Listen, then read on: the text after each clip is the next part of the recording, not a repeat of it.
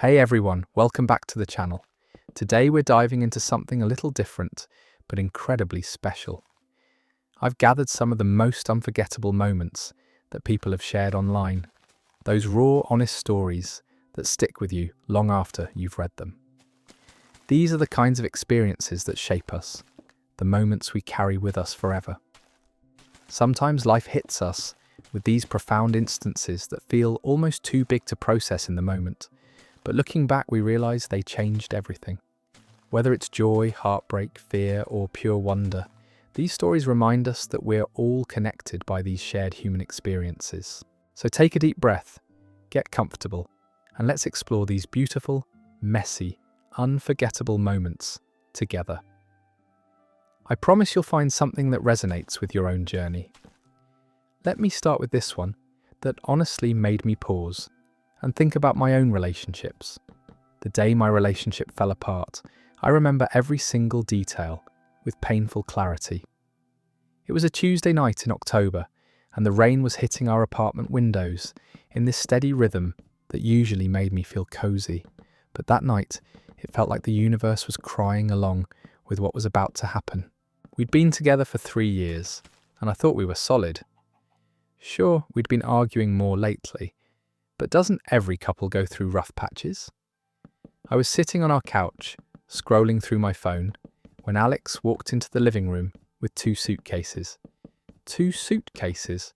I didn't even register what I was seeing at first. "I can't do this anymore," Alex said, and their voice was so quiet I almost didn't hear it over the rain. "I've been trying to make this work, but I feel like I'm drowning." I looked up from my phone, finally understanding what those suitcases meant. My stomach dropped so fast I thought I might throw up. "What are you talking about? We can work through whatever this is." But Alex was already shaking their head. "I've been unhappy for months. I kept thinking it would get better, that we'd find our way back to each other, but we're just going through the motions now.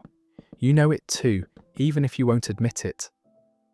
The worst part was, deep down, I did know. I'd felt the distance growing between us, the way our conversations had become surface level, how we'd stopped really seeing each other. But knowing something and being ready to face it are completely different things. "Please," I said, standing up so fast I knocked over my coffee mug. The brown liquid spread across our coffee table, and I just stared at it instead of cleaning it up. "We can try counselling, we can take a vacation, we can—" "I already found an apartment," Alex interrupted, and those 4 words hit me like a physical blow. They'd been planning this. While I was going about my daily routine, thinking everything was fine, Alex had been preparing to leave. We stood there in silence for what felt like hours but was probably only minutes. The coffee dripped onto our rug, the same rug we'd picked out together at that little home goods store downtown, arguing playfully about whether the blue or the grey would look better. Alex picked up the suitcases. "I'll come back for the rest of my stuff when you're not here. I think that would be easier." "Easier for who?" I asked, but Alex was already walking toward the door. They turned back one last time, and I saw tears in their eyes. "I'm sorry, I really am." But staying would be worse for both of us. And then they were gone. Just like that. 3 years, countless memories, plans we'd made for the future. All of it ended with the sound of our apartment door closing. I stood in that living room for I don't know how long, listening to the rain and the sudden, overwhelming silence. The coffee had stopped dripping. The apartment felt too big and too small at the same time. That night, I didn't sleep. I kept expecting to hear Alex's key in the lock, their footsteps in the hallway, their voice calling out that this was all a mistake. But morning came, and the silence remained. The first few weeks were brutal. I'd reach for my phone to text Alex about something funny I saw, only to remember they weren't there anymore. I'd cook dinner for 2 out of habit, then stare at the extra plate like it was mocking me. Everything in that apartment held memories. The bookshelf Alex had assembled wrong twice before getting it right. The plant they'd insisted on buying even though we both had black thumbs. The dent in the wall from when we'd tried to move our bed and misjudged the door frame. But here's the thing, nobody tells you about heartbreak. Somewhere in all that pain, you start to find pieces of yourself you'd forgotten existed. I started reading again, something I'd somehow stopped doing during our relationship. I called friends I hadn't talked to in months. I took long walks around the city, really looking at things instead of just passing by. About 2 months later, I was cleaning out a drawer and found a letter Alex had written me for our first anniversary. In it, they talked about how they couldn't wait to grow old with me, how they felt like they'd found their person. Reading it should have made me sad, but instead, I felt grateful. We had been happy, genuinely happy, for a long time. The fact that it ended didn't erase all the good we'd shared. I realised that Alex was right to leave. We had been going through the motions, both of us too scared to admit that we'd grown into different people with different needs. Staying together out of habit or fear would have been a disservice to both of us. 6 months after that October night, I got a text from Alex. Just a simple, "I hope you're doing well." I stared at it for a long time before typing back, "I am. I hope you are too." And I meant it. Looking back now, I can see that night wasn't just an ending. It was the beginning of me learning who I was outside of that relationship. I discovered strength I didn't know I had, independence that actually felt good instead of scary, and the ability to be happy on my own. That rainy Tuesday night broke my heart, but it also set me free. That story hits so deep because breakups are rarely as dramatic as we see in movies. Most of the time, it's just two people who realise they're not meant to walk the same path anymore. And there's something both devastating and beautiful about that kind of honest goodbye. The way this person found strength in their pain and gratitude in their memories shows incredible growth. Speaking of moments that change our perspective, this next story is about witnessing something so beautiful it shifts your entire understanding of your place in the world. I've lived in Alaska my whole life, but somehow I'd never seen the Northern Lights. I know, how is that even possible? But between work schedules, cloudy nights, and just the general chaos of everyday life, it never worked out. My friends would post these incredible photos on social media, and I'd always promise myself I'd make time to see them soon. Soon became months, months became years, and I started to wonder if I was cursed or something. Last March, my co-worker Kelly mentioned that the forecast was showing perfect conditions for aurora viewing that weekend. Clear skies, high solar activity, new moon, everything aligned. She invited me to join her and a few others for a midnight drive to this spot about an hour outside of town, away from all the light pollution. I almost didn't go. It was a Friday night, I was exhausted from a long week, and my couch was calling my name.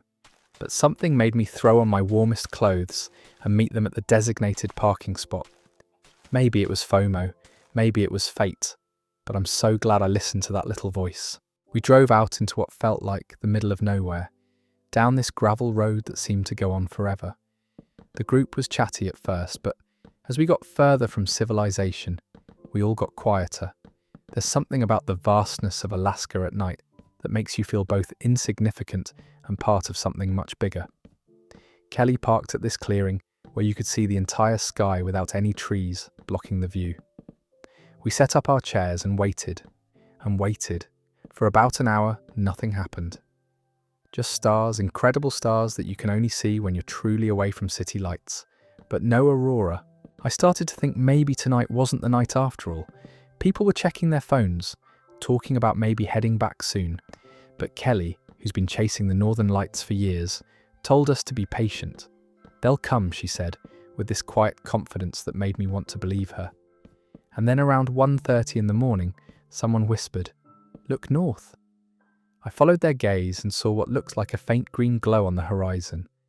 At first, I wasn't even sure I was seeing it. It was so subtle, like maybe my eyes were playing tricks on me. But then it started to move. I've seen photos and videos of the Northern Lights thousands of times, but nothing, and I mean nothing, prepares you for seeing them in person.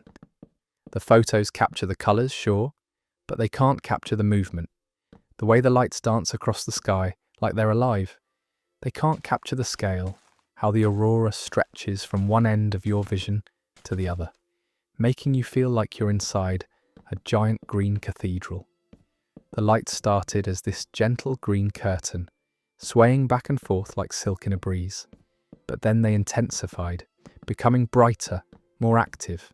Ribbons of green light twisted and spiraled across the sky, and suddenly there were hints of purple and blue mixed in. It looked like the sky was breathing. I found myself holding my breath without realizing it, afraid that if I moved or made a sound, the lights might disappear. But they kept dancing, getting stronger and more vibrant with each passing minute. At one point, the entire sky above us was filled with green fire, and I actually gasped out loud.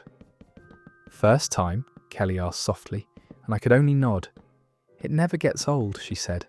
"Every display is different. I've seen them hundreds of times and I still get goosebumps." We stood there for over 2 hours watching the lights perform their celestial ballet. Sometimes the aurora would fade to almost nothing, and we'd think the show was over, but then it would surge back to life, even more brilliant than before. Other times, the lights moved so fast they looked like they were racing across the sky, and I found myself turning in circles trying to follow them. But the moment that really got to me was when the aurora was at its peak intensity. The entire sky was alive with green light, and I suddenly felt this overwhelming sense of connection to everything around me. The person standing next to me, the trees in the distance, the mountains on the horizon. Even the earth were all part of this one. Beneath my feet, the incredible moment. I started thinking about how these lights are created by particles from the sun colliding with our atmosphere, and how those same particles have been travelling through space for days to create this exact display. I thought about how people, throughout history, have looked up at these same lights, feeling the same wonder I was feeling right then. Standing there, under that dancing sky, I felt simultaneously tiny and infinite. Tiny because the universe is so vast and I'm just one small person on one small planet. But infinite because I was part of it all, connected to the solar wind and the magnetic field and the very atoms that make up the stars. When the lights finally started to fade around 4 a.m, none of us wanted to leave. We packed up our chairs in silence, like we were leaving a sacred space. The drive back was quiet too, but not in an awkward way. We were all processing what we'd just witnessed. I didn't sleep when I got home. I was too energized, too full of wonder. I sat by my window watching the sunrise, thinking about how the same sun that was painting my kitchen walls golden had sent those particles dancing across our sky just hours before. That night changed something in me. I started paying more attention to the sky, to the weather reports, to the small miracles happening around me every day. I began making time for the things that fill me with awe instead of always putting them off until someday. Yeah. I've seen the Northern Lights several times since that March night, and Kelly was right. Every display is different, and the magic never fades. But that first time will always be special because it reminded me that there's so much beauty in this world, just waiting for us to look up and notice. The way Kelly describes that first encounter with the aurora captures something we all need more of. That sense of wonder that makes us feel connected to something bigger than ourselves. There's something profound about witnessing natural phenomena that puts our daily worries into perspective and reminds us we're part of this incredible, mysterious universe. Now, this next story takes us in a completely different direction, showing how a single phone call can pivot your entire life. Trajectory coming.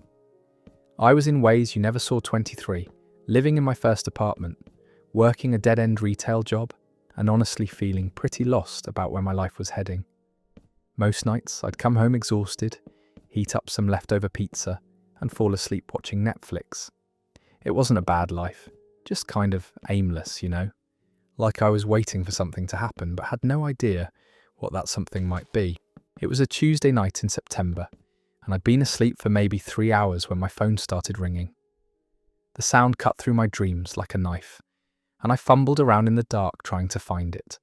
The caller ID showed my Aunt Linda's name, which was weird because she never called me, especially not at, I squinted at the screen, 12:47 a.m. My first thought was that something had happened to my grandparents. They were both in their 80s and Late-night phone calls usually meant bad news. My heart was already racing as I answered. Marcus? Aunt Linda's voice sounded strange, shaky in a way I'd never heard before. Yeah, it's me. Is everything okay? Are Grandma and Grandpa? They're fine, she interrupted quickly. But I need to tell you something, and I need you to sit down. I was already sitting on the edge of my bed, but something in her tone made me lie back against my pillows. What's going on? There was a long pause, and I could hear her taking deep breaths, like she was trying to work up courage. Marcus, your father isn't your biological father. The words hit me like I'd been slapped. For a second, I couldn't even process what she'd said. What are you talking about? Your mother had an affair, Linda said, and now she was crying. It was brief, it was stupid, and she regretted it immediately. But you were conceived during that time. I felt like the room was spinning. My father, the man who taught me to ride a bike, who came to every baseball game, who helped me with my math homework, wasn't my biological father. Does Dad know? He's always known, Linda said softly. He chose to raise you as his own because he loved your mother, and because the moment he held you, you became his son. Biology didn't matter to him. Then why are you telling me this now? My voice came out harsher than I intended, but I was reeling. Another long pause. Because your biological father just died, and he left you something. The room went completely silent, except for the sound of my own heartbeat pounding in my ears. I had a biological father I'd never known existed, and now he was dead. Who was he? His name was David Chen. He was a successful businessman, never married, no other children. He kept track of you over the years. From a distance, he saw your graduation photos, knew about your jobs, your interests. And when he got sick last month, he had his lawyer contact me. My mind was racing, trying to make sense of this information. What did he leave me? His entire estate, Linda whispered. Marcus, you just inherited $2.3 million and a house in Portland. I actually laughed, not because it was funny, but because it was so surreal that laughter was the only response my brain could come up with. This is insane. This can't be real. The lawyer wants to meet with you tomorrow. I have his number. I stayed awake the rest of that night, staring at the ceiling and trying to wrap my head around what had just happened. In the span of one phone call, everything I thought I knew about my life had been turned upside down. I had a biological father who'd been watching me from afar for 23 years. I was suddenly wealthy. I had options I'd never dreamed of. But more than that, I kept thinking about my dad, the man who raised me. Did this change anything between us? Would he feel differently about me now that I knew the truth? Would I feel differently about him? I called in sick to work the next day and met with the lawyer. David Chen's attorney was this kind elderly man who showed me photos of David throughout the years. He looked nothing like me, which was somehow both disappointing and relieving. He'd been a quiet man who'd built a successful import business, loved classical music, and had apparently followed my life from afar with the dedication of a guardian angel. He was very specific about his wishes, the lawyer explained. He wanted you to know that he respected your father's role in your life and had no desire to disrupt your family. But he also wanted to give you opportunities he felt he owed you. Along with the inheritance, there was a letter. I waited until I got home to read it, and I'm glad I did because I cried like a baby. In the letter, David explained that he'd made a terrible mistake with my mother, but that I was the one good thing that came from it. He'd wanted to be part of my life, but respected my parents' wishes to keep the secret. He'd used his resources to quietly ensure I had what I needed. Apparently, several scholarships I'd received over the years had actually come from him. He wrote about watching me grow up through photos and updates from Linda, about how proud he was of the person I'd become despite never having met me. He said he hoped the inheritance would give me the freedom to pursue whatever made me happy, whether that was education, travel, starting a business, or just having security while I figured out my path. The hardest part was telling my parents. I was terrified that Dad would feel betrayed or replaced, but his reaction surprised me. He held me while I cried and told me that David Chen had been a good man for staying away, but also for taking care of me in the ways he could. "You're my son," Dad said firmly. "That will never change. But I'm glad you had someone else looking out for you too." That phone call was 6 years ago now, and it completely changed the trajectory of my life. I used part of the inheritance to go back to school and get my degree in environmental science. I bought a small house, invested the rest, and started a non-profit focused on urban reforestation. I've travelled to places I never could have afforded before, and I've had the luxury of choosing jobs based on passion rather than just paying bills. But the biggest change wasn't financial. It was understanding that family comes in so many forms. I have the father who raised me and loved me unconditionally. I had a biological father who cared enough to watch over me from a distance and give me opportunities when he could. I have an aunt who kept a difficult secret for decades and had the courage to tell me the truth when it mattered. Sometimes I wonder what David Chen was like, what we might have talked about if we'd ever met. I visit his grave sometimes and update him on my life, silly as that might sound. I think he would have liked the work I'm doing now, the choices I've made with the gift he gave me.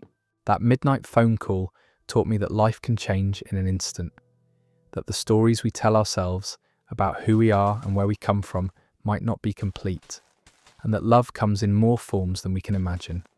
It was the call that changed everything, in ways I'm still discovering. This story shows how family can be so much more complex and beautiful than we realise. The idea of having a guardian angel you never knew about, someone who loved you from a distance and wanted to give you opportunities without disrupting your life, is both heartbreaking and incredible. It really makes you think about all the untold stories that shape our lives. Our next story shifts to a moment of pure terror and the reminder that life can change in seconds. I was 26 and working as a lifeguard at a busy community pool during what turned out to be one of the hottest summers on record. I'd been doing the job for 3 seasons, and I thought I'd seen everything. Kids running on wet concrete, adults ignoring the diving board rules, the occasional scraped knee or bee sting. Nothing had prepared me for what happened on that sweltering July afternoon. The pool was packed, families everywhere, kids shrieking with delight as they cannonballed into the water, teenagers trying to look cool while secretly having just as much fun as the little ones. The air was thick with the smell of sunscreen and chlorine, and the concrete was so hot you could feel it through your flip-flops. I was stationed at the deep end, scanning the water like I'd been trained to do, when I noticed this middle-aged man swimming laps in the designated lane. He'd been going strong for about 20 minutes, which was impressive given how warm it was. But then I saw him stop mid-stroke, treading water near the 7-foot mark. At first I thought he was just taking a break, but something about his movements caught my attention. His head kept dipping under the water, and when it came back up, I could see the panic in his eyes even from 15 feet away. He was trying to call out, but no sound was coming. I was off my chair and in the water before I even consciously made the decision to move. The whistle around my neck was bouncing against my chest as I dove in, and I remember thinking how eerily quiet everything suddenly seemed despite all the noise around the pool. When I reached him, he was barely keeping his head above water. His eyes were wide with terror, and he was flailing his arms in a way that was only making things worse. I can't, he gasped between mouthfuls of chlorinated water. "Hey, I've got you," I said, trying to keep my voice calm even though my heart was pounding. "Don't fight me, just relax and let me help you." But he was in full panic mode, grabbing at me desperately. This is exactly what they warn you about in lifeguard training. A drowning person will try to climb on top of you to get air, potentially drowning you both. I had to break his grip and come at him from behind, wrapping my arm across his chest and under his armpit. "Just breathe," I kept repeating as I started pulling him toward the shallow end. "You're safe now. Just focus weird thing about on breathing." The water emergencies is how quickly they happen, and how slowly time seems to move while you're dealing with them. It probably took me less than 2 minutes to get him to safety, but it felt like an hour. Every stroke toward the pool edge seemed to take forever, and I was hyper-aware of everything. The weight of his body against mine, the sound of his ragged breathing, the way other swimmers were starting to notice something was wrong. When we reached the side of the pool, a couple of other people helped pull him out. He collapsed on the concrete, coughing up water and shaking uncontrollably. I climbed out after him, my legs feeling weirdly unsteady now that the adrenaline was wearing off. "What happened?" I asked once he'd caught his breath enough to speak. "Cramp," he said, still breathing heavily. "My whole right side just seized up. I've been swimming for 30 years, and I've never had anything like that happen. One second I was fine, the next I couldn't move my arm or leg. If you hadn't been watching..." He didn't finish the sentence, but we both knew how it could have ended. The pool manager had called the paramedics, and they checked him out thoroughly before clearing him to go home. His wife arrived while they were examining him, and I'll never forget the look on her face when she realised what had almost happened. Before they left, the man, his name was Robert, I found out, shook my hand. "Thank you," he said simply, but his eyes were full of tears. "I have grandchildren I haven't met yet. Thank you for making sure I get to meet them." His wife hugged me, and I could feel her crying against my shoulder. "You saved his life," she whispered. "How do we ever thank you for that?" The truth was, I didn't feel like a hero. I'd just done what I was trained to do, what any lifeguard would have done. But standing there on that hot concrete, watching Robert walk away with his arm around his wife's shoulders, I realised I'd witnessed something profound, the moment between life and death, and how thin that line really is. For the rest of that summer, Robert came to the pool regularly, but he never went in the deep end again. He'd wave at me from his chair in the shade, and sometimes we'd chat during my breaks. He told me about his grandkids, showed me photos, talked about retirement plans he was making with his wife. Every conversation felt precious, like stolen time. That day changed how I approached my job. I'd always taken it seriously, but after pulling Robert from the water, every scan of the pool felt more urgent, more important. I wasn't just watching people swim. I was protecting lives, guarding moments that might never come again if something went wrong. 3 years later, I got a wedding invitation in the mail. Robert's daughter was getting married, and he wanted me there to see him walk her down the aisle. The note inside said, "Because of you, I get to give my daughter away. Because of you, my future grandchildren will know their grandfather. Please come celebrate with us." I went to that wedding, and I cried during the father-daughter dance, thinking about how close we'd all come to losing those moments. Robert caught my eye during the reception and raised his glass to me from across the room. In that gesture was everything. Gratitude, joy, the weight of a life continued. That split second of recognition in the pool, when I saw panic instead of play, probably saved Robert's life. But in a way, it saved something in me too. It reminded me that we're all just treading water sometimes, hoping someone is watching, hoping someone cares enough to jump in when we need them most. That story gives me chills because it shows how quickly everything can change and how much difference one person paying attention can make. Robert's cramp could have been a tragedy that destroyed an entire family, but instead it became this beautiful reminder of human connection and the value of being present in crucial moments. The fact that he invited his lifeguard to his daughter's wedding shows how profoundly that rescue impacted both their lives. This next story takes us to one of life's most transformative moments, the day everything changes forever because of new life. I'd been in labour for 18 hours, and I was convinced I was going to die. Not in a dramatic movie scene kind of way, but in a quiet, exhausted surrender that felt more likely with each contraction. My husband Jake was holding my hand so tightly I thought he might cut off my circulation, but I didn't have the energy to tell him to ease up.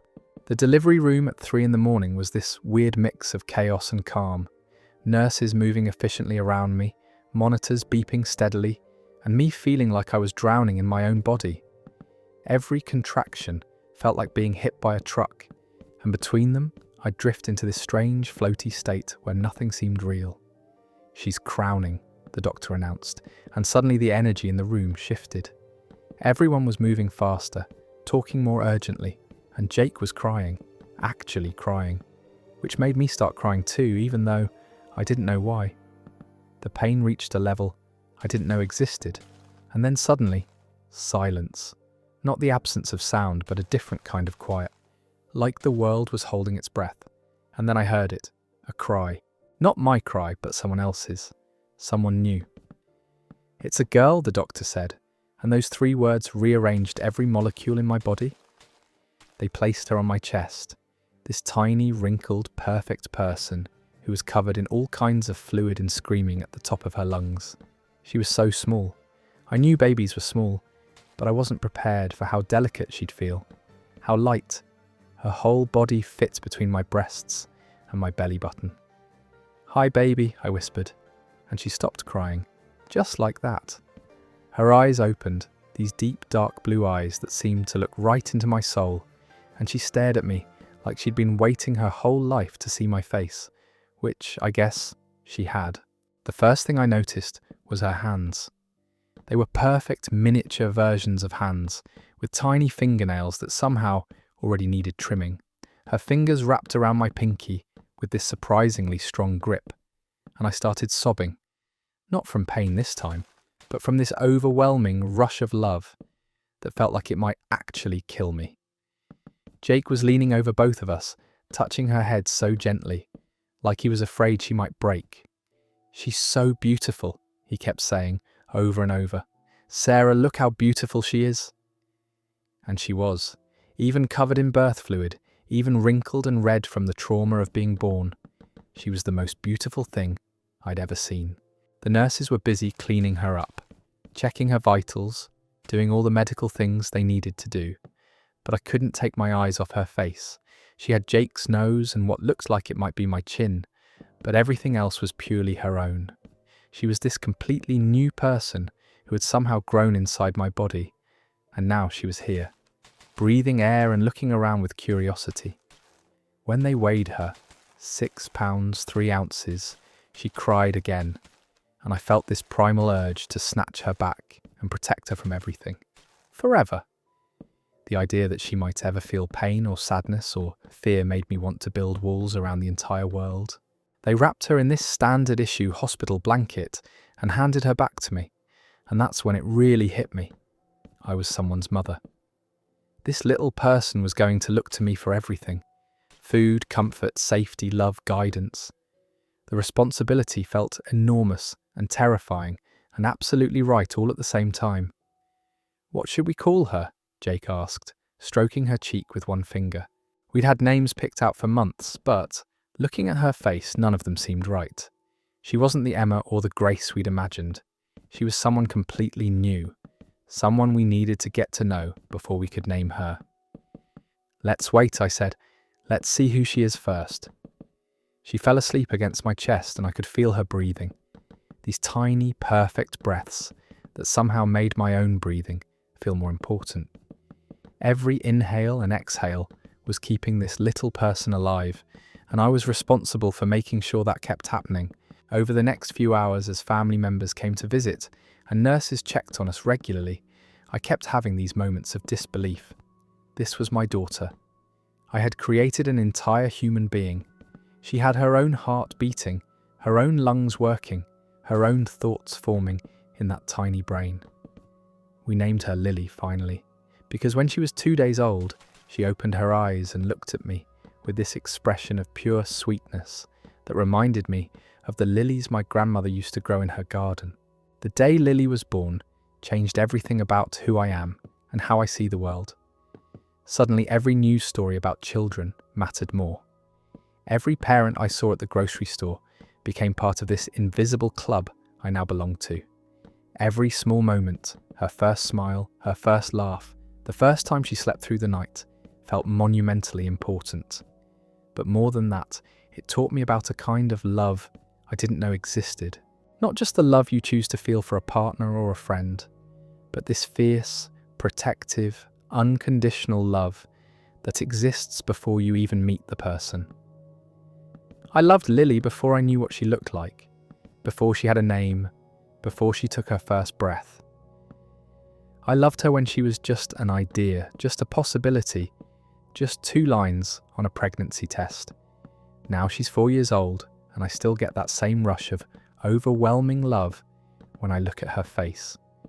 But that first moment, when she opened her eyes and looked at me like she'd been waiting to find me, that moment changed me at a cellular level. It made me braver and more afraid at the same time, more grateful and more worried, more myself, and completely different than I'd ever been before.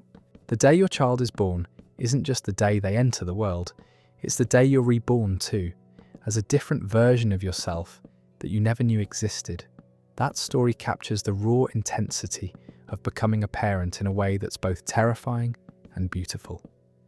The way Sarah describes that first eye contact, like her daughter had been waiting her whole life to see her face, just hits you right in the heart. It's incredible how one moment can completely reshape your identity and show you depths of love you never knew were possible. Our next story brings us to one of those precious moments we often don't recognize as precious until it's too late. The last real conversation I had with my grandfather happened on a Tuesday evening in late September. I remember because the leaves were just starting to turn, and he was sitting on his front porch in that old wooden rocking chair he'd built himself 30 years earlier. I'd stopped by after work to help him with some yard cleanup, raking leaves, trimming back the rose bushes my grandmother had planted before she passed. It was supposed to be a quick visit, maybe an hour at most, but something about the way the evening light was hitting his face made me sit down on the porch steps instead of heading home. "You got time for an old man's stories?" he asked, and I almost said no. I was tired from work, had plans to meet friends for dinner, a dozen things pulling me toward the rest of my evening. But something in his voice made me stay. "Always have time for your stories, Grandpa." He started talking about his childhood, growing up on a farm in Kansas during the Depression. Stories I'd heard before, but tonight he was adding details I'd never heard. The way his mother would sing while she kneaded bread, how his father would read the almanac every night by lamplight, planning the next season's crops. "We were poor as church mice," he said, rocking slowly back and forth. "But we didn't know it. Had everything we needed. Food on the table, roof over our heads, family that loved each other. Didn't realize until I was grown that some folks would call that poverty." He talked about meeting my grandmother at a church dance in 1952, how he was too nervous to ask her to dance until his buddy literally pushed him onto the dance floor. "She was wearing this yellow dress," he said, and his eyes got that distant look they always got when he talked about her, like sunshine walking around in human form. As the sun started to set, he told me about the war, not the sanitized versions he usually shared, but the real stuff. The friends he'd lost, the nights he couldn't sleep, the way coming home felt like landing on a different planet. "People thanked us for our service," he said quietly, "but what they didn't understand is that we came back different. Had to learn how to be human again, how to care about everyday things when you'd seen what people could do to each other." "Is that why you never talked about it much?" I asked. "Partly, but mostly because your grandmother helped me find my way back to caring about small things again. She made the war feel like something that happened to someone else, in some other life." We sat in comfortable silence for a while, watching the neighbours' kids play in their yard across the street. Then he started talking about his regrets, things he wished he'd done differently, chances he'd missed, words he should have said but didn't. "I never told my father I was proud of him," he said suddenly. "He worked himself to death trying to keep that farm going, trying to give us kids a better life than he'd had. And I never once told him I saw how hard he was trying, how much I appreciated what he sacrificed for us." He talked about my father, his son, and how proud he was of the man he'd become. "Your dad's got a good heart," he said. "Sometimes I worried I was too hard on him when he was growing up, but look how he turned out. Good husband, good father, good man." Then he looked at me directly, and I could see tears in his eyes. "I'm proud of you too, you know. The person you're becoming, the choices you're making. You've got kindness in you, and that's the most important thing a person can have." We talked until almost 10 o'clock, way past his usual bedtime. He told me about the woodworking projects he wanted to finish, the places he still hoped to travel with my parents, his plans for planting a vegetable garden next spring. Everything he said sounded like the beginning of something, not the end. When I finally got up to leave, he hugged me tighter than usual. "Thanks for listening to an old man ramble," he said. "Most people your age don't have patience for ancient history. Your stories aren't ancient history, Grandpa. They're family history, my history." He smiled at that, and I could tell it meant something to him. "Come back soon," he said. "I've got more stories if you want to hear them." I promised I would, and I meant it. But life got busy. Work deadlines, social commitments, the general chaos of being 25 and thinking you have unlimited time for everything. I kept meaning to visit, kept planning to spend another evening on that porch, but weeks slipped by without me making the drive over. The call came on a Thursday morning. He'd had a massive heart attack in his sleep. Peaceful, the doctor said. No pain. My father's voice was shaky when he told me, and all I could think about was that last evening, how he'd hugged me tighter than usual, how he'd asked me to come back soon. At the funeral, person after person told stories about my grandfather, his kindness, his wisdom, his terrible jokes that somehow always made people laugh anyway. But what struck me most was how many people mentioned conversations they'd had with him, moments when he'd really listened, really seen them. I realised that what happened on that September evening wasn't unusual for him. It was just who he was. He paid attention to people, made time for stories, understood that connection happens in quiet moments when you're not trying to be anywhere else. Now, whenever I sit on a porch or see someone in a rocking chair, I think about that night. How I almost didn't stay. How close I came to missing what turned out to be our last real conversation. I think about all the stories I'll never hear, all the wisdom that died with him, all the times I chose busy over present. But I also think about the gifts he gave me that evening. Not just his stories, but his attention, his belief in me, his example of what it means to really listen to someone. He taught me that the most ordinary moments can become sacred if you're paying attention, if you choose to stay instead of rushing toward the next thing. That rocking chair is in my garage now. My father couldn't bear to see it empty on the porch, but couldn't bring himself to get rid of it either.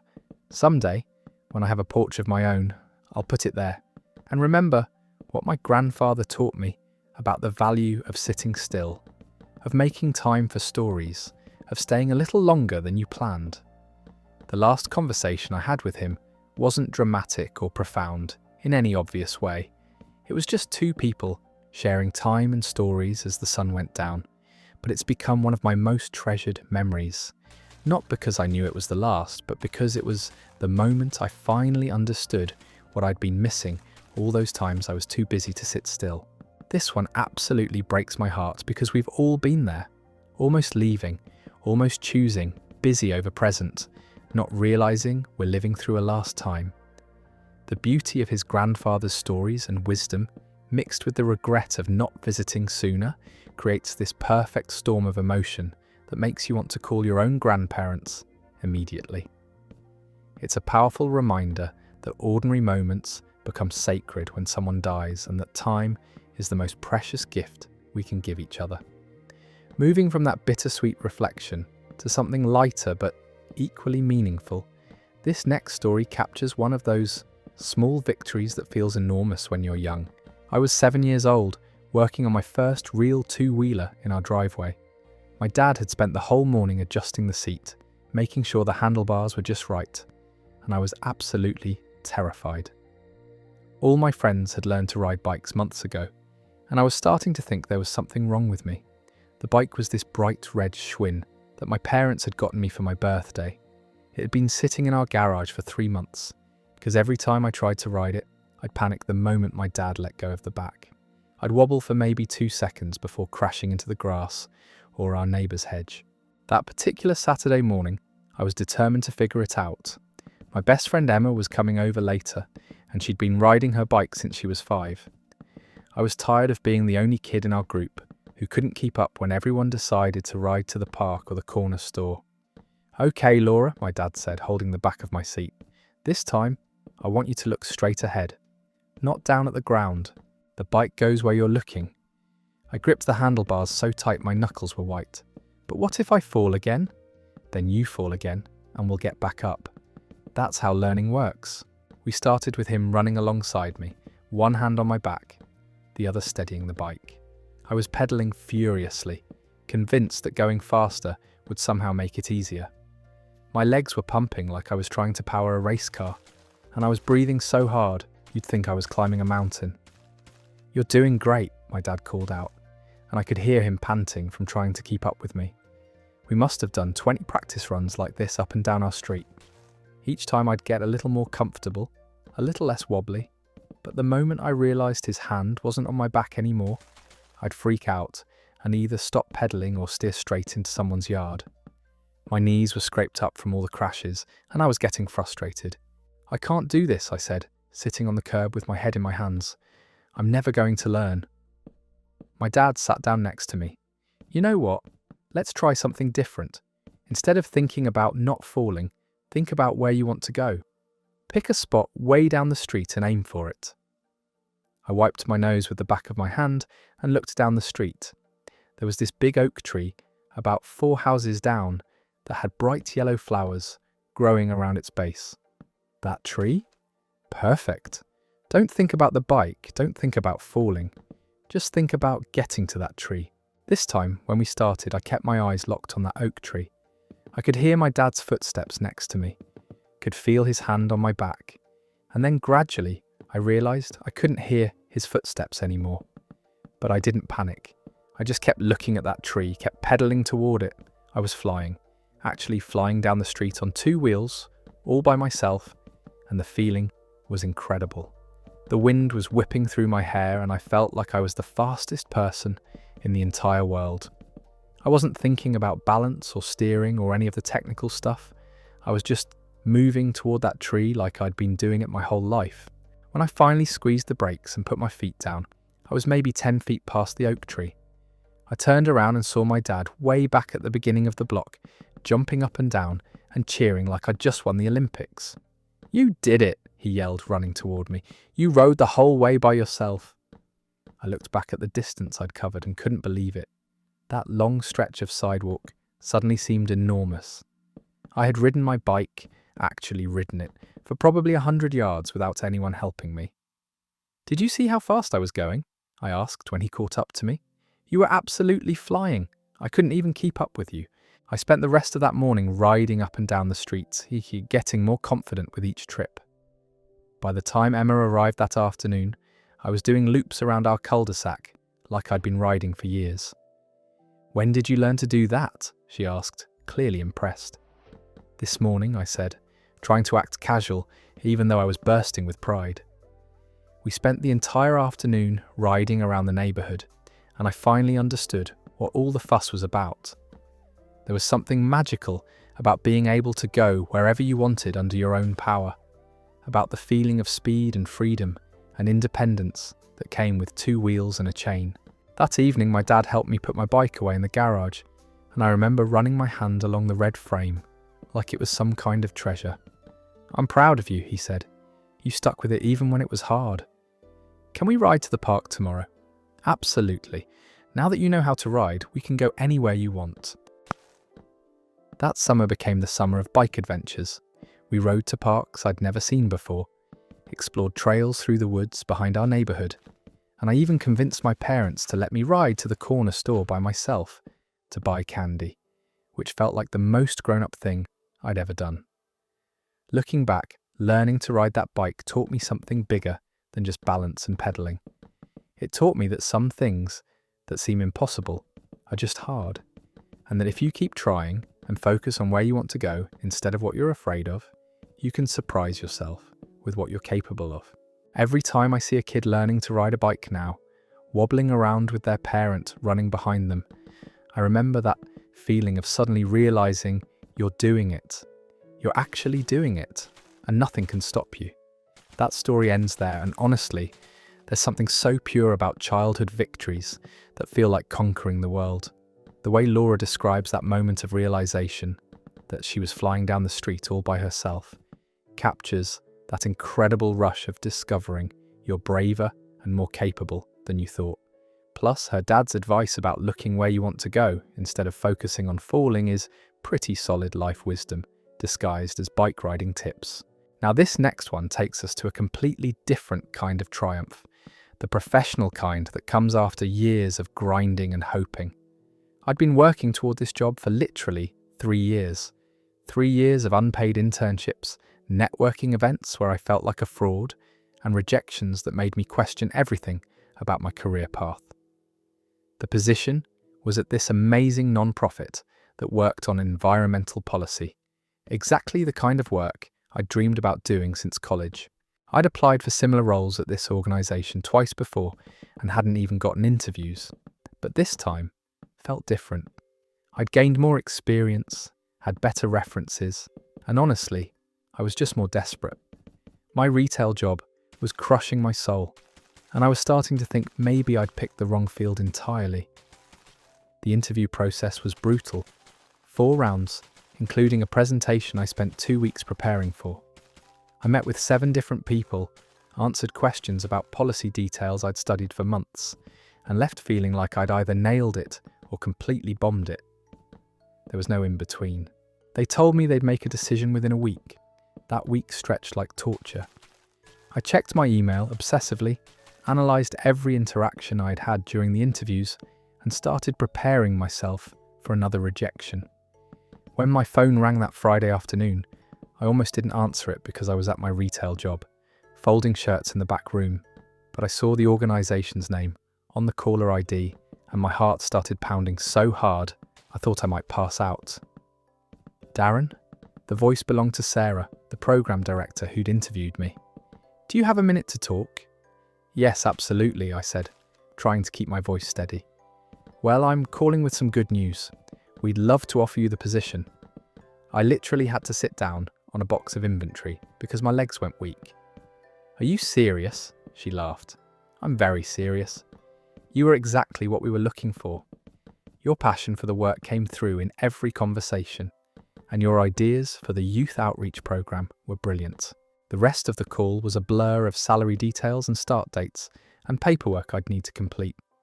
I said yes to everything, probably too enthusiastically, but I didn't care.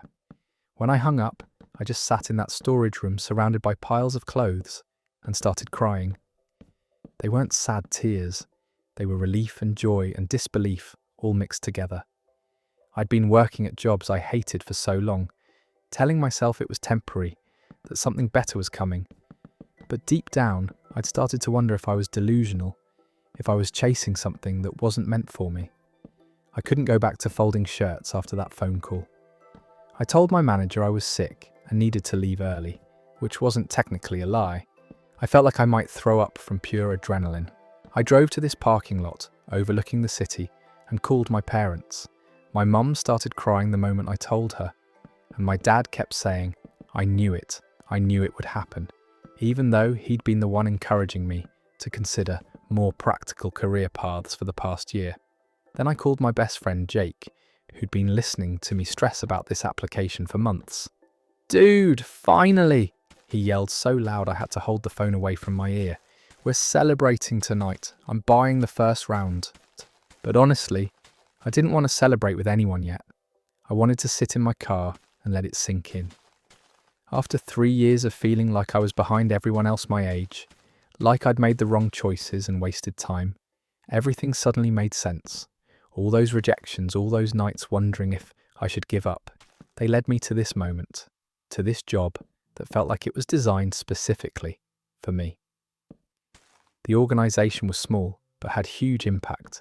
I'd be working on campaigns to get environmental education into schools, organising youth climate summits, and helping teenagers develop leadership skills around sustainability issues.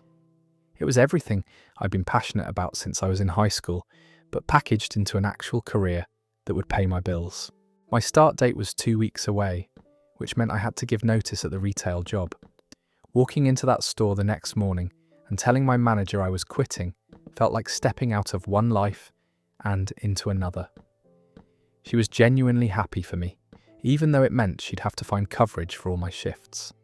You always seemed like you were meant for something bigger than folding clothes, she said, and I realised that maybe my dissatisfaction had been more obvious than I thought.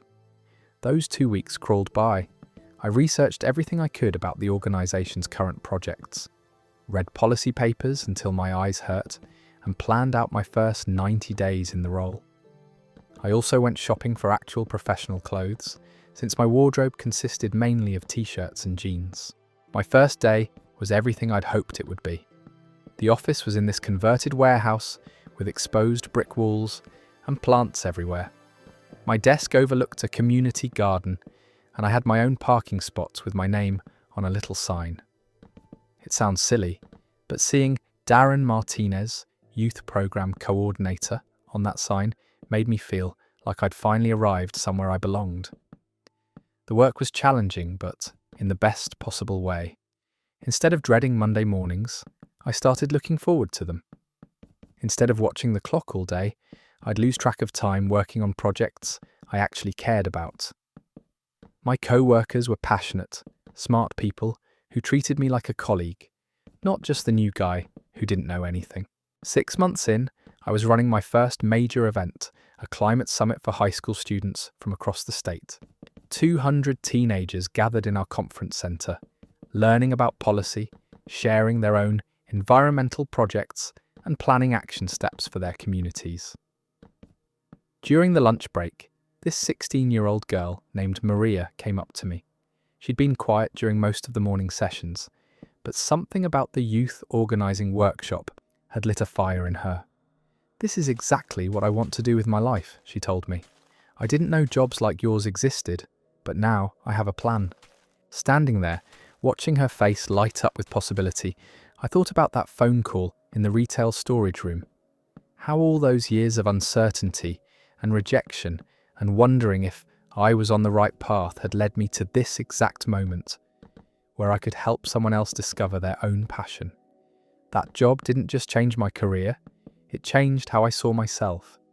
Instead of feeling like I was always chasing something just out of reach, I finally felt like I was exactly where I was supposed to be, doing exactly what I was meant to do. The call that offered me my dream job lasted maybe 10 minutes, but it shifted everything. It proved that persistence pays off, that the right opportunity is worth waiting for, and that sometimes the path that feels like it's taking forever is actually leading you exactly where you need to go. This story hits different because we've all been there, grinding in jobs that drain our souls, while chasing something that feels impossible. The image of Darren crying in that retail storage room after getting the call captures that perfect storm of relief and validation that comes when years of effort finally pay off. And the way his story comes full circle with Maria discovering her own path shows how the right job doesn't just change your life, it puts you in position to change others' lives too. Our next story shifts to one of those moments when a stranger's kindness cuts through our worst day and restores a little faith in humanity. I was having the worst financial week of my life. My car had broken down, my rent was due, and I'd just gotten a surprise medical bill that wiped out what little savings I had left. I was 24, working 2 part-time jobs that barely covered my expenses and feeling like I was drowning in responsibilities I couldn't handle. That Thursday evening, I was at the grocery store trying to scrape together enough food to last the week. I had exactly $37 in my checking account, and I was doing that embarrassing thing where you calculate prices in your head as you shop, putting items back when the mental math gets too scary. My cart had the basics: ramen noodles, peanut butter, bread, some generic mac and cheese.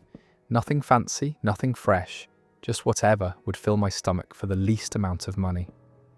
I grabbed a bag of apples because I knew I needed something with actual vitamins, but even those felt like a luxury I couldn't afford.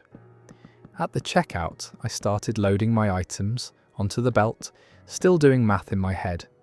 The cashier was this older woman with kind eyes who smiled at me while she scanned each item. $31 so far. 34. I was cutting it close, but I thought I'd make it. Then she scanned the apples and the total jumped to $42.18. My stomach dropped. I'd miscalculated somewhere, and now I was $5 over what I had available. "I'm so sorry," I said, my face burning with embarrassment. "I need to put something back." The cashier nodded understandingly, while I tried to figure out what to remove.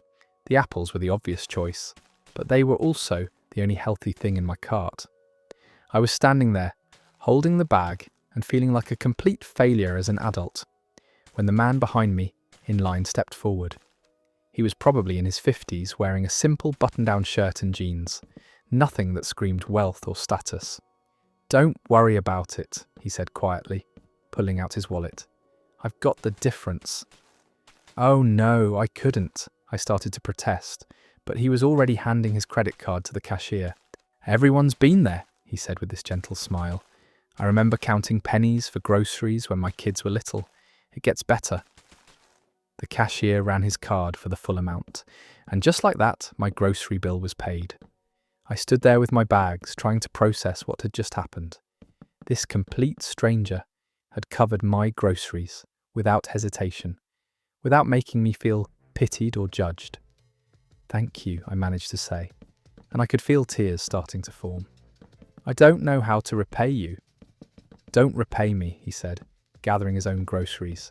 "Just help someone else when you're in a position to do it." I walked out of that store feeling like I'd witnessed something magical. Not just the money, though that $5 made a huge difference in my week, but the reminder that there are people in this world who notice when someone's struggling and choose to help without expecting anything in return. That man didn't know my story, didn't know about my broken car or my medical bills, or the 2 jobs that still weren't enough. He just saw someone who needed help and decided to be the kind of person who steps up in those moments. I kept that receipt for years, stuck to my refrigerator as a reminder of unexpected kindness, and I made good on his request. I've paid for strangers' groceries several times since then, always thinking about that Thursday evening when someone's generosity kept me fed and restored my faith in people. Sometimes the smallest gestures create the biggest impact, and a $5 act of kindness can change how someone sees the world. That story just hits you right in the heart, because we've all been there, counting dollars at checkout and praying the math works out. The way that stranger stepped in without making it weird or awkward shows real grace. $5 might not sound like much, but when you're broke, it's everything. The fact that it started a chain of paying it forward makes it even more beautiful. Moving to something completely different, this next story shows how music can create instant connections between total strangers. I'd been saving up for months to see the National live. They were my absolute favourite band, had gotten me through breakups and late-night study sessions, and basically every major moment of my college years. When they announced a tour date in my city, I bought a ticket the second they went on sale, even though it meant eating ramen for 2 weeks straight. He said, The venue was this old theatre downtown with incredible acoustics and a standing room only floor. I got there early, hoping to get close to the stage, and managed to squeeze my way about 4 rows back from the front. The anticipation in that room was electric. Hundreds of people who'd all been waiting for this same moment. When the lights went down and the first notes of Blood Buzz Ohio started playing, something shifted in the air. Matt Berninger's voice filled the theatre, and suddenly everyone around me became part of this collective experience. We weren't strangers anymore. We were all feeling the same music in our bones. By the third song, I was completely lost in it. The bass line was so heavy you could feel it vibrating through your chest, and Matt was singing like his life depended on it. I found myself singing along to every word, not caring who could hear me, just completely absorbed in the moment. During I Need My Girl, this emotional ballad that always made me think about longing and home, I noticed the guy next to me was crying. Not sobbing, just tears streaming down his face while he sang along. The woman on my other side had her eyes closed, swaying with her arms raised like she was in church. When they played Fake Empire, everyone in that theatre started singing the la la la parts together, and it was like being part of some massive choir, hundreds of voices joining together, creating this wall of sound that mixed with the band's instruments. I got chills that had nothing to do with the air conditioning. The most incredible moment came during their encore. they played Vanderlyle Crybaby Geeks, which is this quiet, intimate song that usually ends their shows. The theatre went completely silent, except for Matt's voice and the gentle guitar, and you could feel everyone holding their breath, not wanting it to end. Then something magical happened. During the final chorus, Matt stepped back from the microphone and let the audience sing. 4,000 people singing together in perfect unison. No instrumental backing, just voices filling this old theatre with something beautiful and raw and real. I looked around and saw people with tears in their eyes, strangers with their arms around each other's shoulders, everyone connected by these lyrics we all knew by heart. For those 3 minutes, we weren't individual people with separate lives and problems. We were one organism, breathing and singing together. When the song ended and the lights came up, nobody wanted to leave. We all stood there clapping until our hands hurt, trying to hold on to whatever had just happened between us. The guy who'd been crying earlier turned to me and said, "That was religious," and I knew exactly what he meant. Walking out of that theatre, I felt like I was floating. My ears were ringing, my voice was hoarse from singing, and I had this incredible high that lasted for days. But more than that, I felt connected to something bigger than myself, to the music, to the band, to every person who'd been in that room sharing that experience. I've been to dozens of concerts since then, but nothing has ever come close to that night. There was something about the combination of the music, the venue, the crowd, and just the perfect timing of it all that created this once-in-a-lifetime experience. Sometimes I'll put on that album and close my eyes and I can still feel what it was like to be surrounded by all those voices, all of us singing the same words, all of us feeling like we belong to something beautiful and temporary and perfect. That concert didn't just give me a great night out. It showed me the power of shared experiences, how music can dissolve the barriers between strangers and create moments of pure connection that stay with you forever. The idea of 4,000 strangers becoming one voice during that encore gives me actual chills. There's something almost spiritual about live music when everything aligns perfectly like that. Ethan found his church in that theatre, surrounded by people who understood exactly what those songs meant. Those are the moments that remind you why humans created art in the first place. This next story takes us to one of those terrifying split seconds where everything changes and you realise how fragile life really is. I was driving home from work on Route 35, the same route I'd taken every day for 2 years. It was a Tuesday evening in October, traffic was light, and I was listening to some podcast about true crime, completely relaxed and zoned out in that way you get when you're doing something routine. The road was slightly damp from an earlier drizzle, but nothing that seemed dangerous. I was going maybe 55 in a 50 zone, staying in my lane, being a perfectly responsible driver. I remember thinking about what I was going to make for dinner and whether I had enough energy to go to the gym later. Then, in the span of maybe 3 seconds, everything went wrong. The car in front of me, a white sedan that had been maintaining a steady distance, suddenly slammed on their brakes. I'm talking full stop, like they'd hit a wall or something. I had maybe 2 seconds to react, and I pressed my brakes as hard as I could, but I knew immediately it wasn't going to be enough. Time did that weird thing where it slows down and speeds up simultaneously. I could see the distance closing between my bumper and theirs, could feel my car skidding slightly on the damp pavement, and had this crystal clear thought, this is going to hurt. The impact was louder than I expected.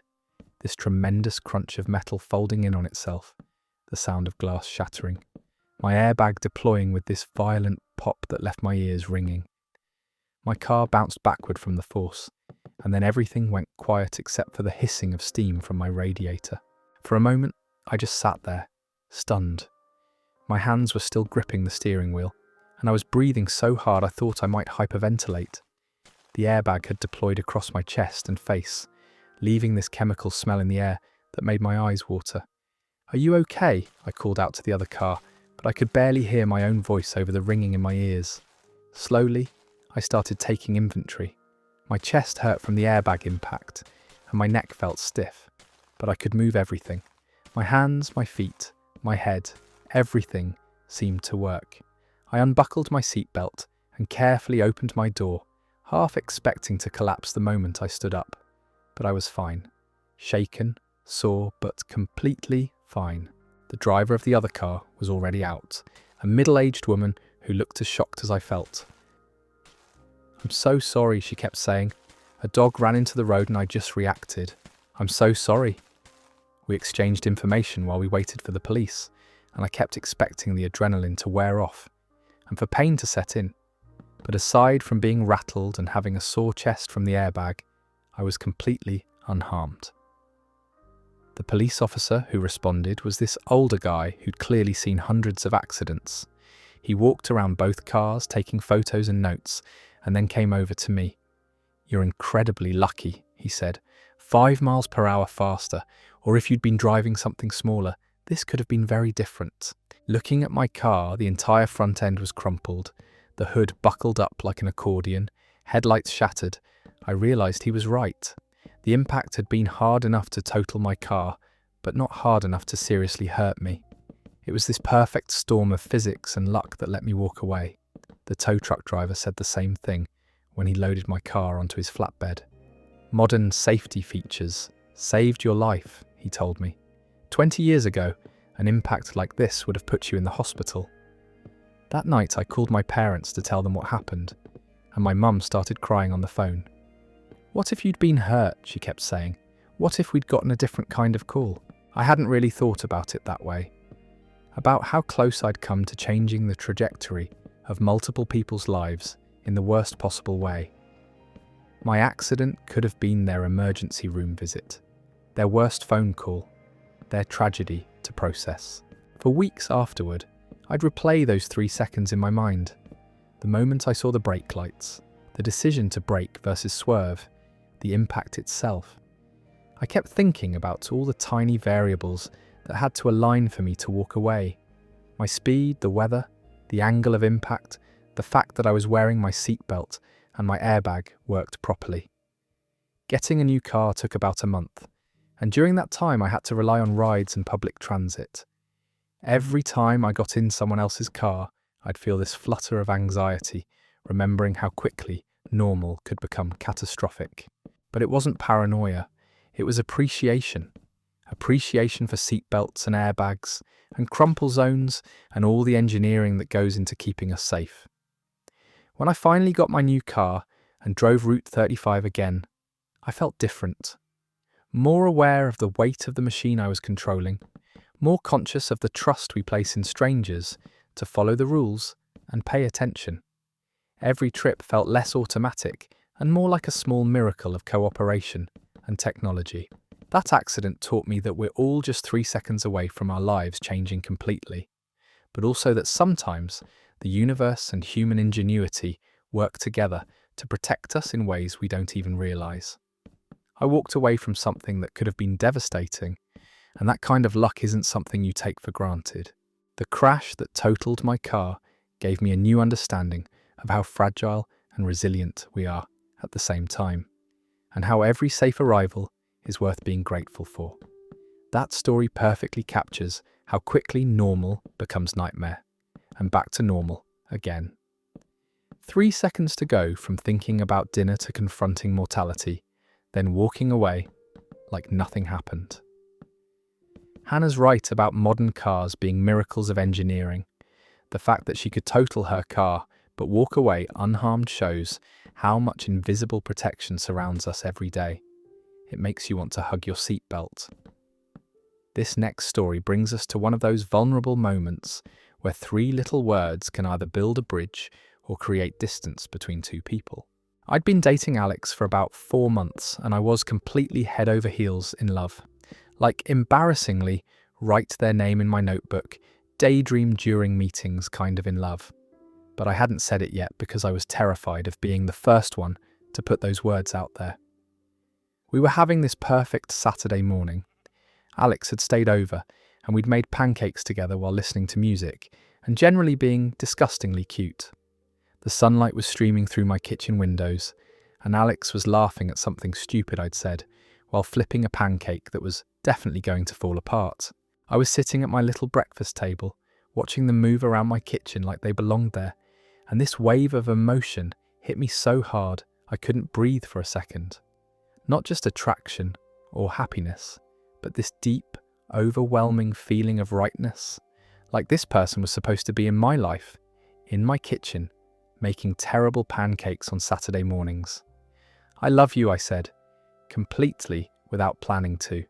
The words just fell out of my mouth, and the moment they hit the air, I wanted to take them back. Not because I didn't mean them, but because Alex went completely still. They were standing at the stove with the spatula in their hand, and for what felt like an hour but was probably only 5 seconds, they didn't move or speak. My heart was pounding so hard I thought it might burst. I'd done it. I'd said the thing you're not supposed to say first, especially not after only 4 months, especially not during casual pancake making. I'd probably just ruined everything. "Did I just make this weird?" I asked, my voice coming out smaller than I intended. Alex turned around slowly, and I couldn't read their expression at all. They looked surprised, maybe confused, definitely processing something big. I prepared myself for the awkward conversation where they'd let me down gently, and we'd have to figure out how to navigate this new, uncomfortable dynamic. Instead, their face broke into this enormous smile, the kind that reaches all the way to your eyes and transforms your entire face. "I love you too," they said, and their voice was soft and sure and relieved. I'd been wanting to say that for weeks, but I kept chickening out. The relief that flooded through me was so intense I actually laughed out loud. All that anxiety, all those nights I'd lain awake wondering if what I was feeling was too much too soon, and they'd been feeling the same way, just as scared to be vulnerable. Alex came over and kissed me, and I could feel them smiling against my lips. "I can't believe you beat me to it," they said. "I had this whole plan to tell you during our date tonight." "What was the plan?" I asked, suddenly curious about how they would have done it. "I was going to wait until we were walking back to the car after dinner, and then stop under that streetlight by the restaurant and tell you while we were holding hands." It was such a sweet, thoughtful plan that it made my spontaneous kitchen declaration seem clumsy by comparison, but Alex shook their head when I said that. "No, this was perfect," they said. "This was so much more us, messy and real, and happening in the middle of ordinary life." We spent the rest of that morning talking about when we'd first realised we loved each other, how long we'd each been holding back, all the almost moments when one of us had nearly said it. Alex told me they'd almost said it the week before when I'd fallen asleep during a movie, and they'd spent 20 minutes just watching me breathe. I admitted that I'd been practicing different ways to say it in the mirror, which made them laugh so hard they snorted, which made me fall in love with them even more. The pancakes were completely forgotten and probably burned, but neither of us cared. We were too busy marvelling at this new territory we'd entered, where we could say, "I love you," whenever we felt it, instead of carefully calculating the perfect moment. That was 3 years ago, and we still make pancakes on Saturday mornings. They're much better at it now, though we still joke about the batch that got ruined the day we first said we loved each other. Every time one of us says, "I love you now," and we say it a lot, I remember that feeling of the words tumbling out before I could stop them, and Alex's face lighting up with surprise and joy and relief. Sometimes, the most important things we say happen without planning, in the middle of pancake batter and morning sunlight and the beautiful mess of real life. That first "I love you" taught me that vulnerability isn't about finding the perfect moment. It's about being brave enough to speak your truth when it demands to be heard. There's something so beautiful about love declarations that happen in kitchens instead of candlelit restaurants. The way those words just escaped without permission, then created this perfect moment of mutual relief, captures what real love feels like. Messy and spontaneous and exactly right. The burned pancakes becoming part of their origin story makes it even more perfect. Now this next story takes us to the beginning of a friendship that would reshape someone's understanding of unconditional love. I wasn't planning to get a dog. I was 25, living in my first apartment alone, working long hours at a job that barely paid enough to cover rent and groceries. The last thing I needed was another mouth to feed, or another responsibility to juggle. But my co-worker Julie kept talking about this animal shelter, where she volunteered, how they were overcrowded and desperate for people to adopt. She'd show me photos of dogs on her phone during lunch breaks, telling me their stories, trying to convince me that I needed a companion. "You come home to an empty apartment every night," she'd say. "Don't you want someone to be excited to see you?" I kept saying no, but she was persistent. Finally, she convinced me to just visit the shelter with her on a Saturday morning. Just to look, she promised. No commitment. The shelter was overwhelming. Dozens of dogs barking, jumping against kennel doors, desperate for attention. Some were big, some were tiny, some were clearly purebreds, others were mysterious mixes that could have been anything. Julie walked me through the rows, giving me the backstory on different dogs, but nothing was clicking. Then we got to the last kennel in the back row, and there was this scraggly little terrier mix, sitting quietly while chaos erupted around him. He was maybe 20 pounds, with wiry brown and black fur that looked like he'd stuck his paw in an electrical socket.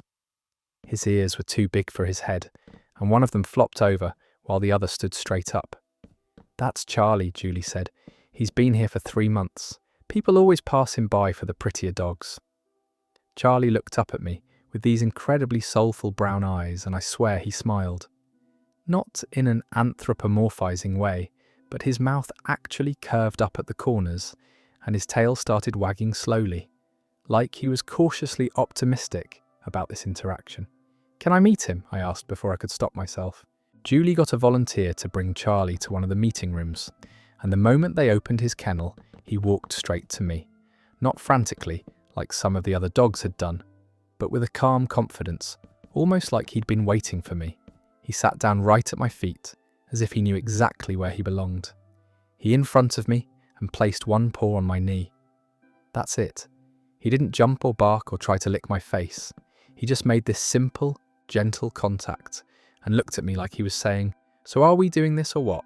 I knelt down to his level, and he immediately crawled into my lap, settling against my chest with this contented sigh that melted every defense I'd built up about not being ready for a pet.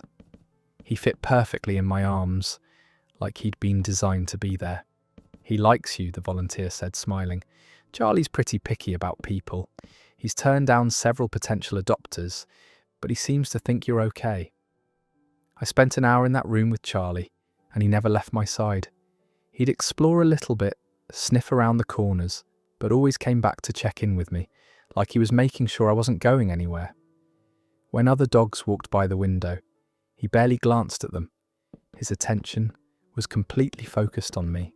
The adoption paperwork took forever, and Charlie waited patiently through all of it, occasionally resting his head on my foot or looking up at me with those expressive eyes. When we finally walked out of the shelter together, he trotted beside me like we'd been a team for years. The car ride home was perfect. Charlie sat in the passenger seat, looking out the window with his tongue hanging out slightly, occasionally glancing at me like he couldn't believe his luck. I kept expecting him to be nervous or excited or destructive, but he was just content. When we got to my apartment, he walked through every room once, sniffing and exploring, then came back to the living room and curled up on the couch like he owned the place. Within an hour, it felt like he'd always lived there. That first night, I set up a dog bed in the living room, but Charlie had other plans. Around midnight, I heard his little feet padding down the hallway, and then he was standing beside my bed, looking at me hopefully. "You want to sleep up here?" I asked, and his tail wagged once. I patted the bed, and he jumped up, circled 3 times, and settled right next to me, with his back pressed against my leg. He fell asleep immediately, and I lay there listening to his breathing, amazed at how much less lonely my apartment felt with this little creature in it. That was 5 years ago, and Charlie has been my shadow ever since. He comes to work with me sometimes, has his own spot on the couch, and still sleeps pressed against my leg every single night. He's gotten me through breakups, job changes, family drama, and the general chaos of being an adult. But more than that, he taught me about unconditional love in a way I'd never experienced before. Charlie doesn't care if I'm having a bad day or if I'm stressed about money or if I haven't showered yet. He's just genuinely happy to be wherever I am, doing whatever I'm doing. Every morning when I wake up, he stretches and yawns and looks at me with this expression of pure joy, like seeing my face is the best thing that's happened to him in the last 8 hours. Every time I come home, even if I've only been gone for 20 minutes, he greets me like I've returned from war. The day I adopted Charlie, I thought I was saving him from the shelter. But really, he saved me from coming home to an empty apartment for the rest of my 20s. He turned a lonely space into a home and taught me that sometimes the best relationships happen when you're not looking for them. That scraggly little terrier with the lopsided ears became the best decision I never planned to make. Brian's description of Charlie, just walking straight to him with that calm confidence like he'd been waiting specifically for him, is the kind of connection that makes you believe in destiny. The image of Charlie placing one paw on his knee and basically saying, "So, are we doing this or what?" is perfect. Dogs have this incredible ability to choose their humans, and when it works, it's pure magic. The fact that Charlie is still sleeping pressed against his leg 5 years later shows that some bonds are just meant to be.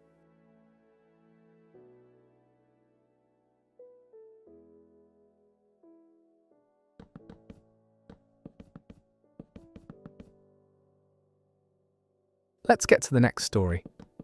The day I walked away from a toxic job. I still remember every detail of that morning like it happened yesterday.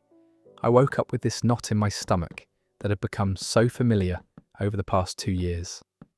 The same dread I felt every single day, knowing I had to go into that office and deal with a boss who seemed to take pleasure in making everyone miserable. For months I'd been telling myself things would get better. Maybe if I worked harder, stayed later, took on more projects, something would change. But it never did. Every day was the same cycle of unreasonable demands, passive-aggressive emails, and being made to feel like nothing I did was ever good enough. The breaking point came during what was supposed to be a routine Monday morning meeting. My boss started yelling at me in front of the entire team about a project that had been delayed, even though the delay was caused by his constantly changing requirements. He questioned my competence, my work ethic, even my basic intelligence. I could feel my face burning with embarrassment as my co-workers looked anywhere but at me. Something inside me just snapped. Not in an angry way, but more like a moment of absolute clarity. I realised I didn't have to sit there and take this anymore. I didn't have to spend another day walking on eggshells or dreading Sunday nights because Monday was coming. Life was too short to spend it being miserable just for a paycheck. After the meeting, I went back to my desk and sat there for maybe 10 minutes, just thinking. Then I opened my computer and typed out the shortest resignation letter I've ever written. 2 sentences. I printed it out, signed it, and walked straight to HR. The HR representative looked shocked when I handed her the letter. She asked if I was sure if there was anything they could do to change my mind. I told her I'd never been more sure of anything in my life. Then I walked back to my desk, packed up my few personal items, and headed to my boss's office. He was on the phone when I knocked, but I didn't wait for him to finish. I walked in, placed my badge and keys on his desk, and told him I was done. He tried to argue, said I was being unprofessional, that I was burning bridges. I just smiled and said I'd rather burn bridges than continue drowning. The walk to the elevator felt like the longest and shortest walk of my life. My hands were shaking, but not from fear, from relief, from excitement, from the overwhelming sensation of taking control of my own life for the first time in years. When those elevator doors closed behind me, I felt like I could finally breathe again. The knot in my stomach that had been there for 2 years just dissolved. I called my mum from the parking lot, and when I told her what I'd done, she started crying, happy tears. She said she'd been watching me disappear little by little and was so proud that I'd found the courage to save myself. That was 3 years ago, and I've never looked back. The job I found 6 weeks later turned out to be everything that toxic place wasn't. Supportive management, collaborative teamwork, and respect for work-life balance. But more importantly, I learned that I'm worth more than settling for a situation that makes me miserable. Sometimes the scariest thing you can do is also the most necessary thing. Walking away from that job wasn't just about changing careers. It was about choosing myself, my mental health, and my happiness over security and routine. Best decision I ever made. That story hits me right in the chest because we've all been in situations where we know we need to leave, but fear keeps us frozen. The courage it takes to walk away from something that's slowly destroying you, even when you don't know what comes next, is incredible.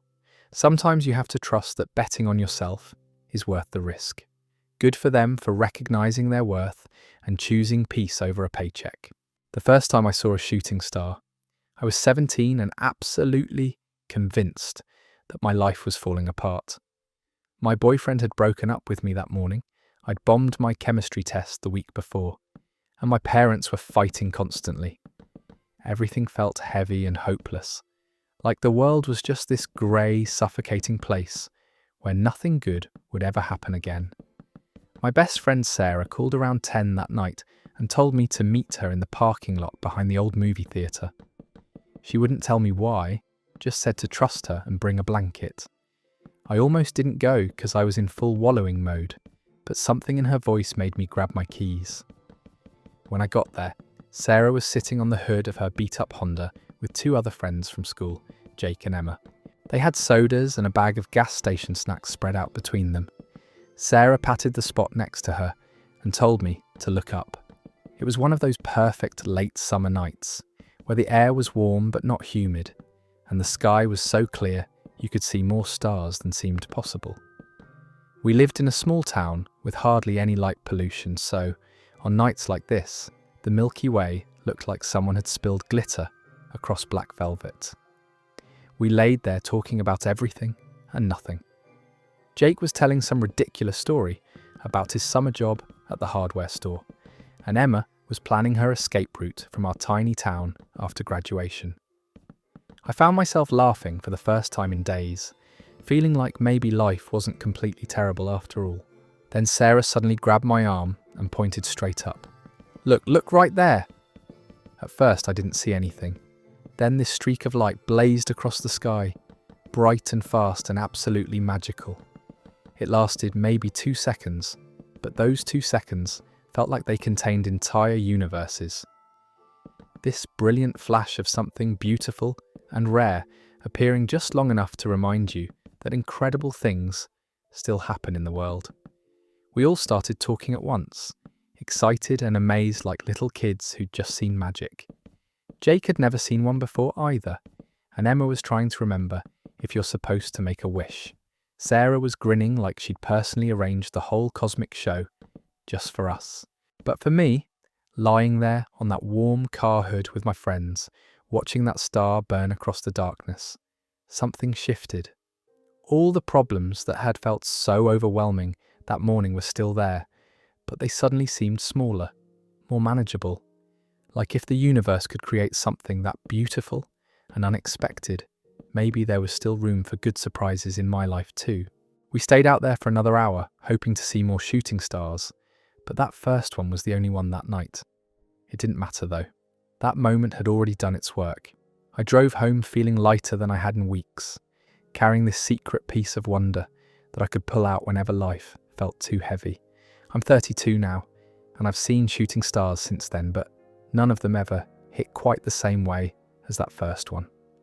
Maybe because I was 17 and everything felt so dramatic and permanent.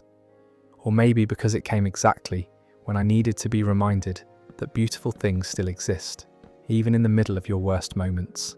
Every time I'm going through something difficult now, I think about that night, about how the universe has this way of sending you exactly what you need, when you need it most. Sometimes it's a friend who knows just what to say. Sometimes it's a song that comes on the radio at the perfect moment. And sometimes it's a shooting star blazing across the sky just long enough to remind you that magic is still possible. The timing of that shooting star feels like the universe's way of saying, hang in there, kid. There's something so perfect about finding wonder in the middle of heartbreak, surrounded by friends who care enough to drag you out of your room and show you something beautiful. Those are the moments that save us from ourselves sometimes. The night I slept at the airport, I was 24 and travelling alone to my cousin's wedding in Denver. The flight was supposed to leave at 8 p.m, giving me plenty of time to get there, check into my hotel, and get a good night's sleep before the ceremony the next afternoon. Everything that could go wrong did go wrong. My connecting flight in Chicago was delayed by 3 hours due to thunderstorms. By the time we actually took off, I'd already missed my connection to Denver. The airline put me on standby for the next available flight, which wasn't until 6 a.m. the following morning. I was devastated. This was my favourite cousin getting married, and I'd already spent money I didn't really have on the plane ticket and hotel. The thought of missing the wedding because of airline delays made me want to cry right there in the middle of O'Hare. The customer service representative was sympathetic, but couldn't do much beyond confirming my standby status and offering me a discount voucher for future travel. She suggested I could try to find a hotel near the airport, but by then it was past midnight, and everything was either booked or ridiculously expensive. So I found myself camping out in Terminal 3 with my carry-on bag as a pillow and my jacket as a blanket. The airport at night is this strange liminal space where time feels suspended. Most of the shops were closed, the lights were dimmed, and there were just scattered groups of other stranded travellers trying to make the best of their situations. I was attempting to get comfortable on those impossibly hard plastic chairs when I noticed someone else setting up camp nearby. It was a guy about my age with messy brown hair and a backpack covered in travel patches from different countries. He caught me looking and gave me this rueful smile. Flight cancelled too?" he asked, and that's how I met Daniel. Turns out he was supposed to be flying to Portland for a job interview, his first real opportunity after finishing graduate school. His flight had been cancelled due to mechanical issues, and like me, he was stuck until morning. We commiserated over our shared misfortune and ended up talking through the night. Daniel was one of those people who could find the humour in any situation. He had me laughing about the absurdity of trying to sleep on airport furniture and the strange ecosystem of overnight travellers. We shared snacks from the vending machines and traded stories about our worst travel experiences. Around 3 a.m. we discovered that the food court had one place still open, a little coffee kiosk run by a night shift employee who took pity on us stranded passengers. We got terrible coffee and stale pastries, but sitting there in the empty food court, it felt like the best meal I'd had in weeks. Daniel told me about his dreams of working in environmental science, about the research project he'd spent 2 years on, about his fears that he'd blow the interview he was travelling to. I found myself opening up about my own uncertainties, how I was stuck in a job I hated but too scared to make a change. As the sun started coming up and the airport began coming back to life, we realised we'd talked for 6 straight hours. It felt like I'd known him for years instead of one night. There was something about being stranded together in this strange in-between space that created instant intimacy. Our flights were boarding at different gates, so we exchanged numbers and promised to stay in touch. I made it to Denver in time for the wedding, albeit exhausted and wearing the same clothes I'd slept in. But somehow, that night at the airport had turned into something special, instead of just a travel disaster. Besides, Daniel and I became genuine friends after that night. He got the job in Portland, and I ended up visiting him there a few months later.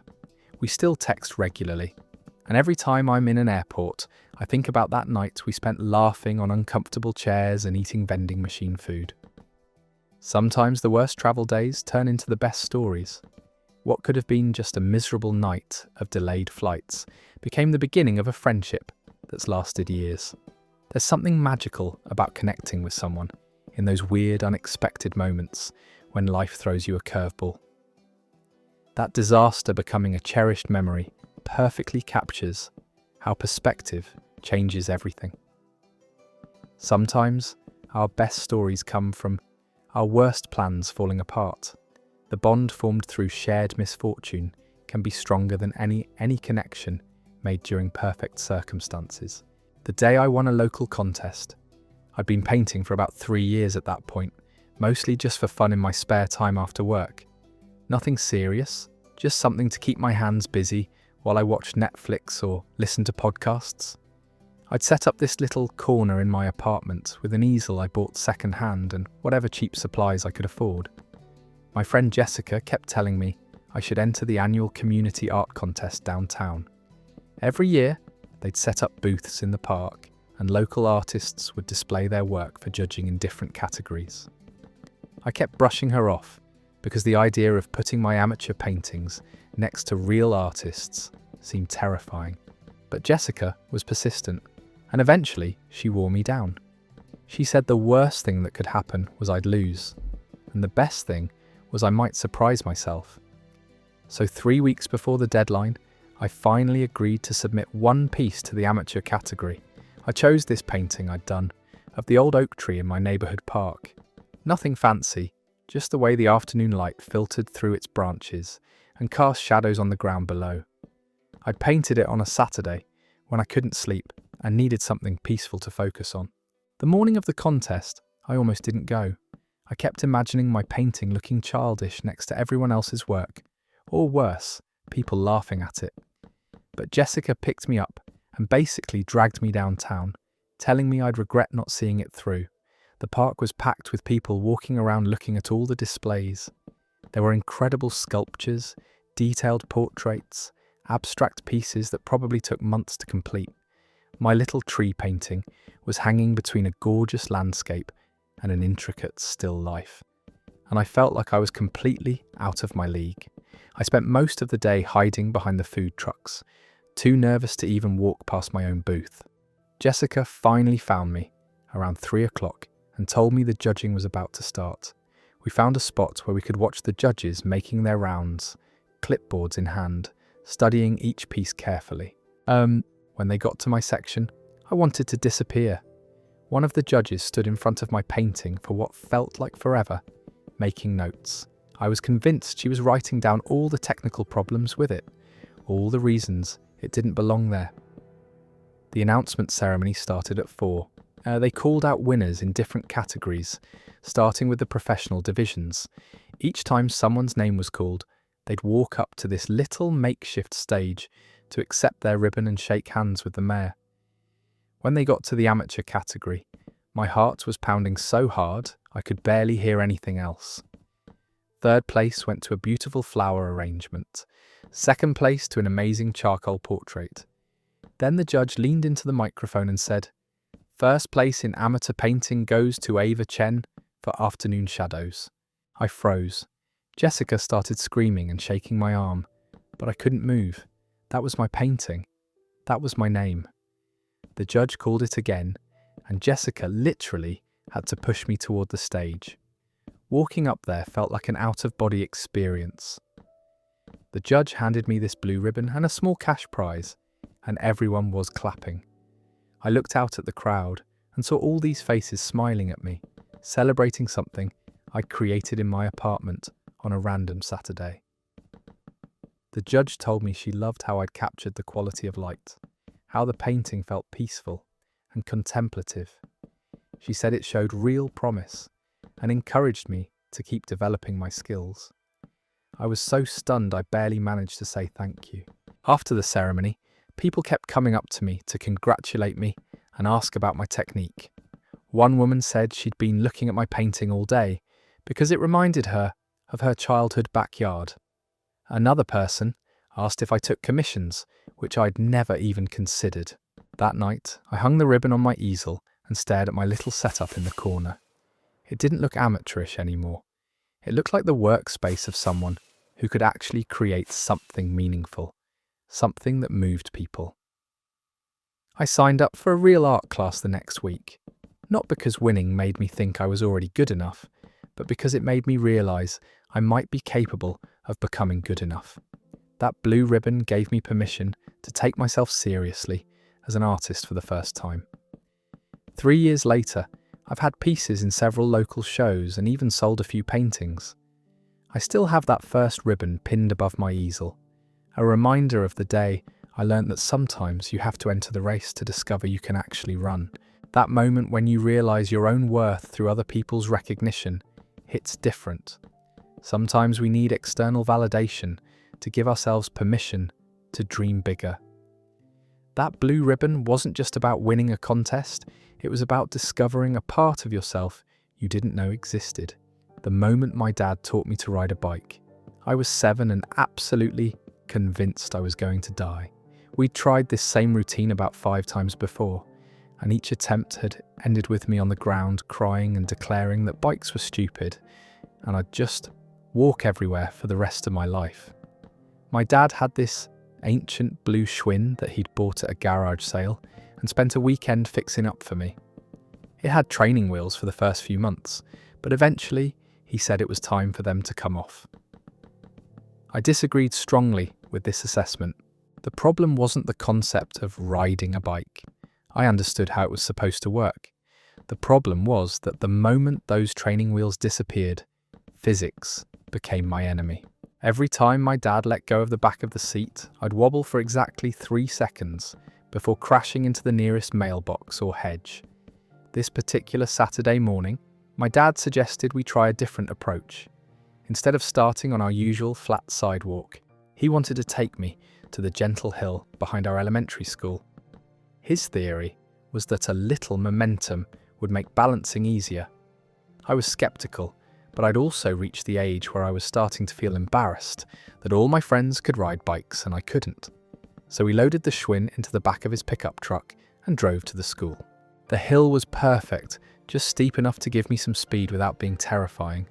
My dad positioned me at the top and gave me his usual pep talk about looking ahead instead of down at the ground, about trusting that the bike wanted to stay upright. He held the back of my seat and started jogging alongside me as I pedaled down the hill. After a few yards, I was focused enough on not dying that I forgot to be scared. The bike was moving smoothly, and I could feel my dad's steady hand keeping me stable. "You're doing great," he called out, slightly out of breath from running. "Just keep pedaling and look where you want to go." About halfway down the hill, something clicked. The bike stopped feeling like this foreign object I was fighting and started feeling like an extension of my own body. I was steering smoothly around a small pothole, adjusting my weight naturally to stay balanced. That's when I realized I couldn't hear my dad's footsteps anymore. I turned around and saw him standing about 20 feet behind me, hands on his hips, grinning like he'd just watched me land on the moon. I was riding the bike by myself. Actually riding it, not just barely staying upright for a few seconds before crashing. The moment I realized I was doing it alone, I started laughing. Not nervous laughter, but pure joy. I was flying down this hill on 2 wheels, completely in control, feeling like I'd just discovered I could fly. I coasted to the bottom of the hill and managed to stop without falling over. When I turned around, my dad was jogging toward me with this enormous smile on his face. He was more excited than I'd ever seen him. Like my success was his success too. "Did you see that?" I yelled, even though he'd obviously seen the whole thing. "I did it. I actually did it." He gave me this huge hug and told me how proud he was, how he knew I could do it all along. Then he said the words that are still burned into my memory 15 years later. "That's my kid right there. Nothing can stop you now." We spent the next hour just riding around the empty school parking lot. My dad jogged alongside me for moral support, but I didn't need him to hold the bike anymore. Every few minutes, I'd stop and look at him like I couldn't believe this was real. On the drive home, my dad told me that watching me figure it out was one of the best moments he'd had as a parent. He said there's something magical about witnessing the exact second when your child realizes they're capable of more than they thought possible. That night at dinner, he told my mum the whole story, play by play, like I'd just won the Olympics. He made it sound like the most incredible achievement in the world, and for that day, it felt like it was. I still think about that hill every time I'm facing something that scares me, not because riding a bike is particularly difficult, but because of how it felt to discover I could do something I'd been convinced was impossible. Sometimes, you just need the right hill, and someone who believes in you running alongside. The pure joy in that memory is everything. There's something so powerful about a parent's excitement over your achievements, how they can make something as simple as riding a bike feel like conquering Everest. Those moments when someone believes in you before you believe in yourself create the foundation for every brave thing you do afterward. The time a stranger gave me flowers. I was having the kind of day that makes you question whether the universe has it out for you personally. My alarm didn't go off, so I was late for work. I spilled coffee all over my white shirt during my lunch break. Then I got a parking ticket because I was 5 minutes past the meter expiration. By 3 in the afternoon, I was walking back to my car, feeling like everything was conspiring against me. I had that defeated energy where even small setbacks feel like major catastrophes. All I wanted was to get home, put on pajamas, and hide under a blanket until tomorrow. I was stopped at a crosswalk downtown, waiting for the light to change, when I noticed this older woman standing next to me. She was probably in her 60s with silver hair pulled back in a neat bun and the kind of gentle face that suggests a lifetime of smiling. She was carrying this beautiful bouquet of sunflowers, bright yellow and cheerful, the kind of flowers that seem to radiate happiness. I found myself staring at them because they were such a stark contrast to my grey mood. The woman must have noticed me looking because she turned and smiled. "Beautiful day, isn't it?" she said, even though it was actually overcast and drizzling slightly. I managed a weak smile and nodded, not trusting myself to speak without complaining about my terrible morning. But something about her warmth made me feel a little less alone in my misery. The light changed and we started crossing the street together. Halfway across, she suddenly stopped and turned to me. "You know what?" she said. "I think you need these more than I do." Before I could protest or even understand what was happening, she was pressing the entire bouquet of sunflowers into my arms. The stems were still damp from the florist and they smelled like sunshine in summer. "But these are yours," I stammered. "You can't just give them away." She waved off my protests with a gentle laugh. "I bought them to brighten someone's day. Looks like I found the right person." She patted my arm softly. Sometimes we all need a little reminder that beautiful things still exist in the world. I tried to argue to give them back, to at least pay her for them, but she was already walking away, calling back over her shoulder. "Just pass it forward someday when you meet someone who needs flowers." I stood there in the middle of the crosswalk, holding this gorgeous bouquet, feeling like I'd been hit by a truck of kindness. Other pedestrians were walking around me, probably wondering why I was crying over flowers in the middle of downtown. The rest of my walk to the car felt completely different. People kept smiling at me because I was carrying this bright, beautiful bouquet.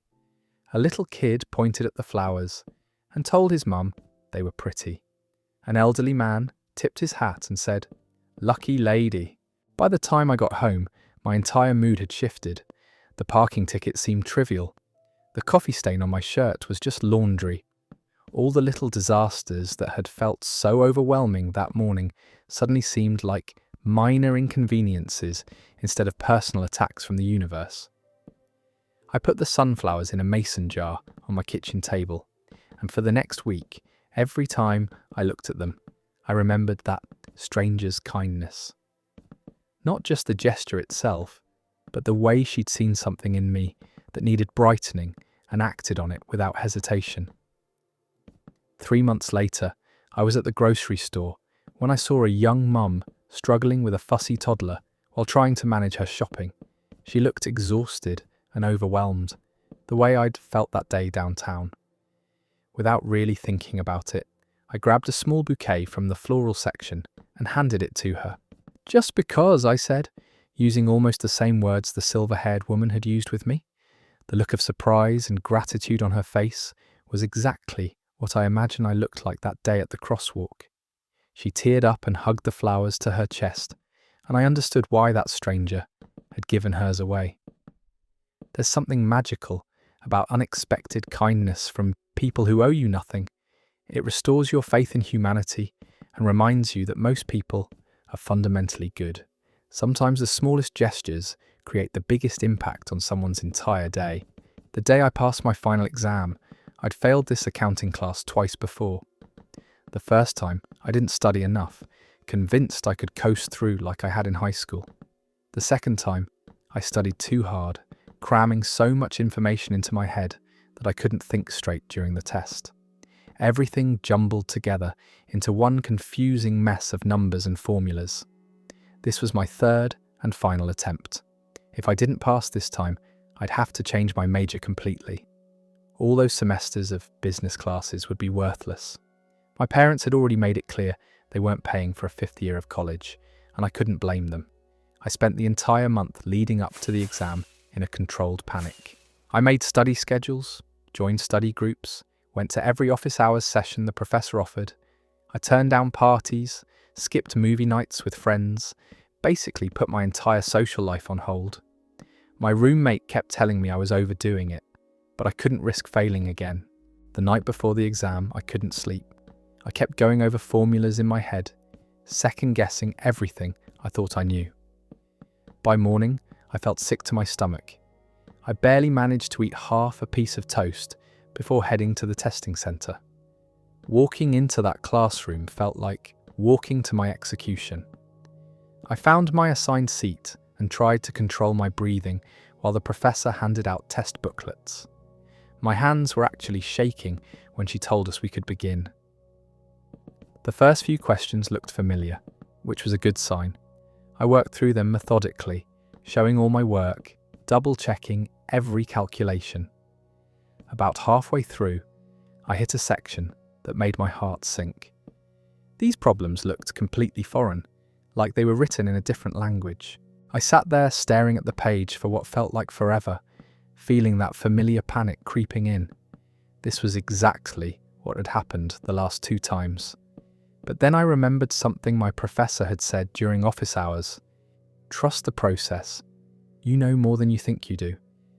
I took a deep breath and started working through the problem step by step, using the basic principles I drilled into my head over the past month. Slowly, the solutions started revealing themselves. It wasn't magic, just methodical application of everything I'd studied. With 10 minutes left, I was finishing the last problem. I went back through the entire test, checking my math, making sure I hadn't made any careless errors. When the professor called time, I felt cautiously optimistic for the first time in months. The waiting was torture. Results would be posted online within 48 hours, but those 2 days felt like 2 weeks. I checked my email obsessively, refreshing my student portal every few minutes. My friends were probably sick of hearing me talk about it. Thursday afternoon, I was in my dorm room when the email notification popped up. Final grades have been posted. My heart started racing as I logged into the system and navigated to my transcript. There it was. Accounting 301, grade B-. Grade B. I stared at that screen for a full minute, not quite believing it was real. A B-, not just passing, but actually doing well. After 2 failures and months of anxiety, I'd not only passed but exceeded my own expectations. I called my mum immediately, and when I told her the news, she started crying happy tears. She said she was so proud of how hard I'd worked and how I hadn't given up, even when things looked impossible. My dad got on the phone and told me this was going to be a story I'd tell for years. That night, my roommate took me out to celebrate at our favourite pizza place. Other people were celebrating birthdays and dates, but none of them looked as happy as I felt. This wasn't just about one test or one class. It was proof that I could overcome something that had beaten me before. I still have the screenshot of that grade on my phone. Whenever I'm facing something difficult now, I look at it to remind myself that persistence pays off. Sometimes you have to fail at something before you can succeed at it. That B- taught me more about resilience than any A ever could have. The relief and pride in that moment must have been overwhelming after 2 previous failures. There's something so powerful about proving to yourself that you can overcome something that once defeated you. Sometimes our biggest victories come disguised as the things we struggle with most. The first time I held my niece, my sister had been in labour for 14 hours and I'd been pacing the hospital waiting room like an expectant father instead of just an aunt. Every time a nurse walked by, I'd look up hopefully, but it was never news about the baby.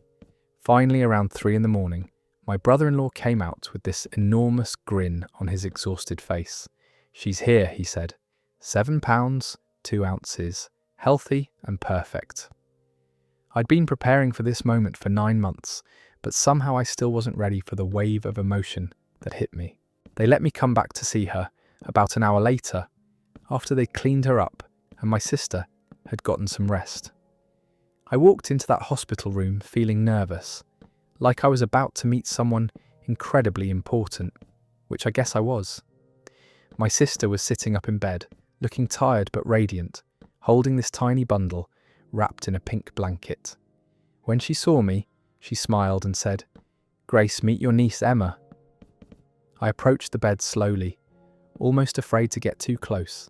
Emma was so small, so fragile looking, with this perfect little face and tiny fingers that kept making these miniature, grasping motions. She was sleeping, completely peaceful, unaware that she'd just turned me into a complete emotional mess. "Do you want to hold her?" my sister asked, and I nodded even though I was terrified I'd somehow break her. I'd never held a newborn before. What if I dropped her? What if I held her wrong? What if she started crying and I couldn't make her stop? My sister showed me how to support Emma's head and neck, how to cradle her in my arms, like she was made of glass. The moment that little body settled against me, something inside my chest just melted completely. She was so warm and light, but also somehow solid and real in a way I hadn't expected. Her breathing was quick and shallow, and I could feel her tiny heartbeat through the blanket. She made these soft little sounds, not quite crying but not quite sleeping either. I found myself crying without realizing it, tears just streaming down my face as I looked at this perfect little person who shared my family's DNA. My sister was watching me with this knowing smile, probably remembering her own first moments with Emma. "She's beautiful," I whispered, afraid that talking too loud would wake her up. "She's absolutely perfect." Emma chose that moment to open her eyes just for a few seconds. They were dark blue and seemed to look right at me, like she was trying to figure out who this person holding her was. I felt this instant, overwhelming surge of protectiveness, like I would do anything to keep this tiny human safe and happy. I stayed there for almost an hour, just holding her and watching her sleep. Every little expression that crossed her face felt significant. When she yawned, I practically melted. When she made a small sound, I was convinced she was the most adorable baby who had ever existed. When I finally handed her back to my sister, my arms felt empty in a way I'd never experienced before. I kissed my sister's forehead and told her I was so proud of her, so happy for their little family. Driving home that morning as the sun was coming up, I couldn't stop thinking about how holding Emma had changed something fundamental inside me. I'd become an aunt in that moment, but more than that, I'd discovered this capacity for love that I didn't know I had. Every milestone Emma hits now feels like a celebration for our whole family. Her first smile, her first word, her first steps, but nothing will ever compare to that first time I held her, when she was brand new and the world was full of possibilities. That instant connection with a newborn is something that catches you completely off guard.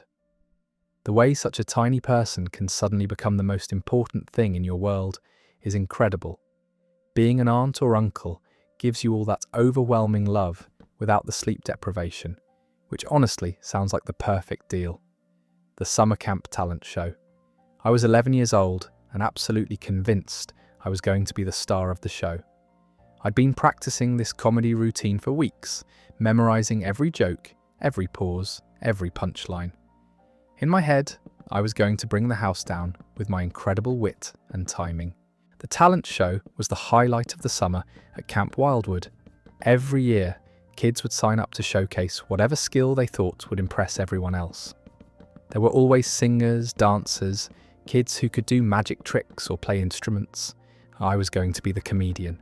My routine was a collection of jokes I'd heard from movies and TV shows, plus a few original ones that I thought were absolutely hilarious. I practiced in front of the mirror in our cabin bathroom until my bunkmates were sick of hearing me rehearse the same material over and over. The night of the talent show, the dining hall was packed with all the campers and counsellors. They'd set up a makeshift stage at the front, complete with a microphone and bright lights that made everything feel very official and professional. I was scheduled to go on fifth, right after a girl who played violin, and right before twin brothers who did some kind of synchronized juggling act. Sitting in the audience, waiting for my turn, I felt confident and excited. This was going to be my moment. When they called my name, I walked up to that microphone feeling like a professional comedian about to deliver the performance of a lifetime. The lights were brighter than I'd expected, and suddenly I couldn't see the audience very well. Just this sea of faces looking up at me expectantly. I started with my opening joke, the one I'd practiced most. It was supposed to be a surefire crowd pleaser about cafeteria food. I delivered the setup perfectly, paused for dramatic effect, and then completely blanked on the punchline. I stood there for what felt like an eternity, just staring out at all these kids waiting for me to say something funny. My mind was completely empty. Not only had I forgotten the punchline to my opening joke, I'd forgotten my entire routine. Panic started setting in. I could feel my face turning red under those bright lights. A few kids in the front row were starting to look confused, wondering why I wasn't talking. This was supposed to be comedy, but there was nothing funny about bombing on stage in front of everyone. That's when something amazing happened. One of the counsellors in the back started clapping, just slow, encouraging applause. Within seconds, other counsellors joined in. Then some of the older kids started clapping too. Soon the entire dining hall was applauding, not because I'd told a great joke, but because they could see I was struggling and they wanted to help. It wasn't mocking applause or pity clapping. It was genuine support from a room full of people who understood what it felt like to be nervous and scared. The applause gave me enough confidence to try again. I grabbed the microphone and said, "Well, that wasn't the joke I was planning to tell, but I guess silence really is golden." It wasn't particularly funny, but everyone laughed like it was the best joke they'd ever heard. Encouraged by their response, I started just talking about being nervous, about forgetting my entire routine, about how much brighter the lights were than I'd expected. I wasn't doing my prepared material anymore. I was just being honest about what was happening in that moment. The audience ate it up. They were laughing at my improvised observations, cheering when I made fun of my own nervousness. What had started as a complete disaster was turning into the most authentic performance of the night. I ended up staying on stage for almost 10 minutes, just riffing about camp life and the absurdity of trying to be funny when you're terrified. When I finally said goodnight and walked off, the applause was thunderous. Later that evening, kids kept coming up to me saying how funny I'd been, how much they'd enjoyed my act. Several counsellors told me I'd handled the situation with grace and humour. My bunkmates were impressed that I'd turned forgetting my routine into comedy gold. I didn't win the talent show that night, but I learned something more valuable than any prize. Sometimes your biggest failures can become your greatest successes if you're willing to be authentic about them. That night taught me that connecting with an audience is more important than executing a perfect performance. That spontaneous honesty probably made for a much better performance than any rehearsed routine could have been. There's something beautiful about a room full of people rallying around someone who's struggling, turning a moment of panic into community support. Sometimes our most human moments are also our most memorable ones. The day I got my first paycheck. I was 16 and had been working at the local movie theatre for exactly 2 weeks. It wasn't glamorous work, cleaning theatres between showings, working the concession stand, dealing with sticky floors and spilled drinks. But it was my first real job, and I was earning my own money for the first time in my life. My manager handed me the envelope on a Friday afternoon, right before my shift ended. It was one of those old-fashioned pay envelopes, with my name written on the front in blue ink. I'd been expecting it all week, but somehow I was still surprised when she actually put it in my hands. I waited until I got to my car before opening it. There was something ceremonial about that moment, like I was about to cross some invisible line between being a kid and being an adult. My hands were actually shaking a little as I tore open the envelope. The taxes and deductions 2 weeks' check was for $147.50 after of work had netted me less than $150. By adult standards, it wasn't much money at all, but to 16-year-old me, it felt like a fortune. I sat in that parking lot, just staring at the check, reading my name printed on the Pay To line, looking at the official company logo. This was money I had earned through my own work, my own effort. Nobody had given it to me for doing chores or getting good grades. I had traded my time and labour for this payment, just like adults did. The first thing I did was drive straight to the bank to deposit it. I'd opened my first checking account the week before, specifically for this moment. Walking up to the teller window with my paycheck felt incredibly grown up and official. The teller was probably used to processing thousands of checks every day, but she seemed to understand that this was special for me. She smiled when I handed her the check and my brand new account information. "First paycheck?" she asked, and when I nodded she said, "Congratulations, that's always exciting." After the bank, I drove to the mall, not because I needed anything, but because I wanted to walk around knowing I had money I'd earned myself. I looked at clothes and electronics and books with this new perspective, calculating how many hours I'd have to work to afford different things. I ended up buying a CD that I'd wanted for months, but never had the money for. It cost $14.99, which meant I'd worked almost 2 hours to earn enough to buy it. That math made the music feel more valuable somehow, like I'd literally traded pieces of my life for those songs. When I got home, I showed the paycheck stub to my parents. They made a big deal about it, took pictures of me holding it, told me how proud they were. My mum said this was the beginning of my independence, my first step toward being a self-sufficient adult. That night, I called my grandmother and told her about my first paycheck. She got all emotional and started talking about her first job during the Depression, how different it was to earn money when every penny mattered. She said getting your first paycheck was a rite of passage that connected me to every working person who'd ever lived. I kept that check stub in my wallet for years, even after it got worn and faded.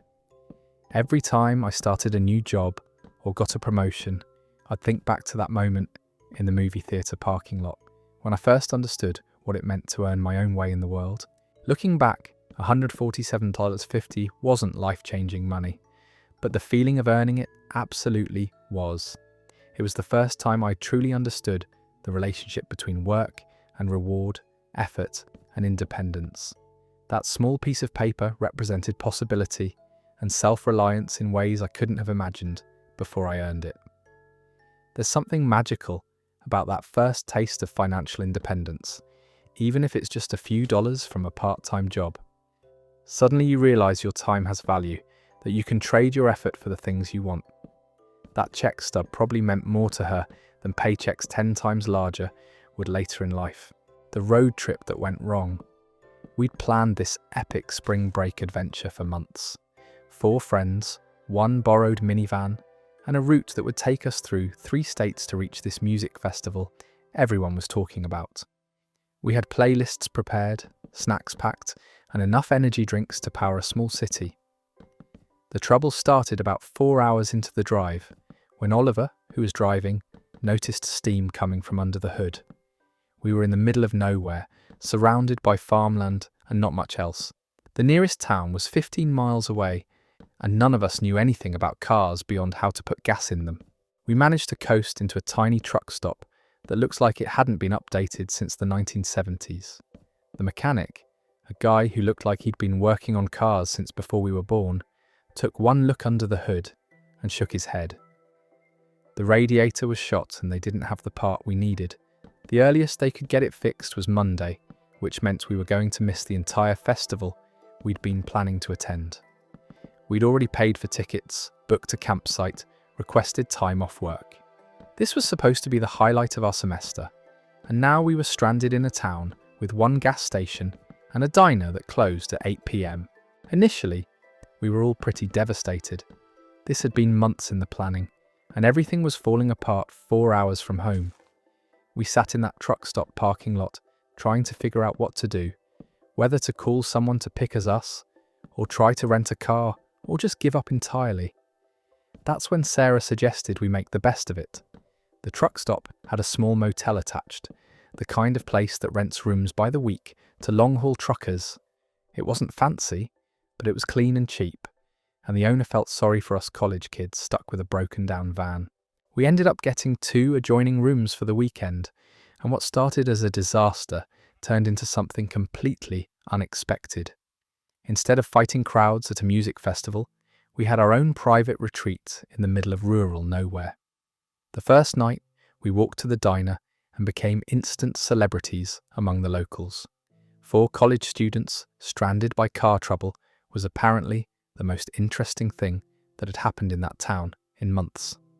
The waitress, who introduced herself as Betty, adopted us like we were her own grandchildren. Betty told us about all the local attractions we'd never heard of. There was a lake about 10 miles away where people went swimming in the summer. There was an old covered bridge that was supposedly haunted. There was even a drive-in movie theatre that was still operating, one of the last ones in the state.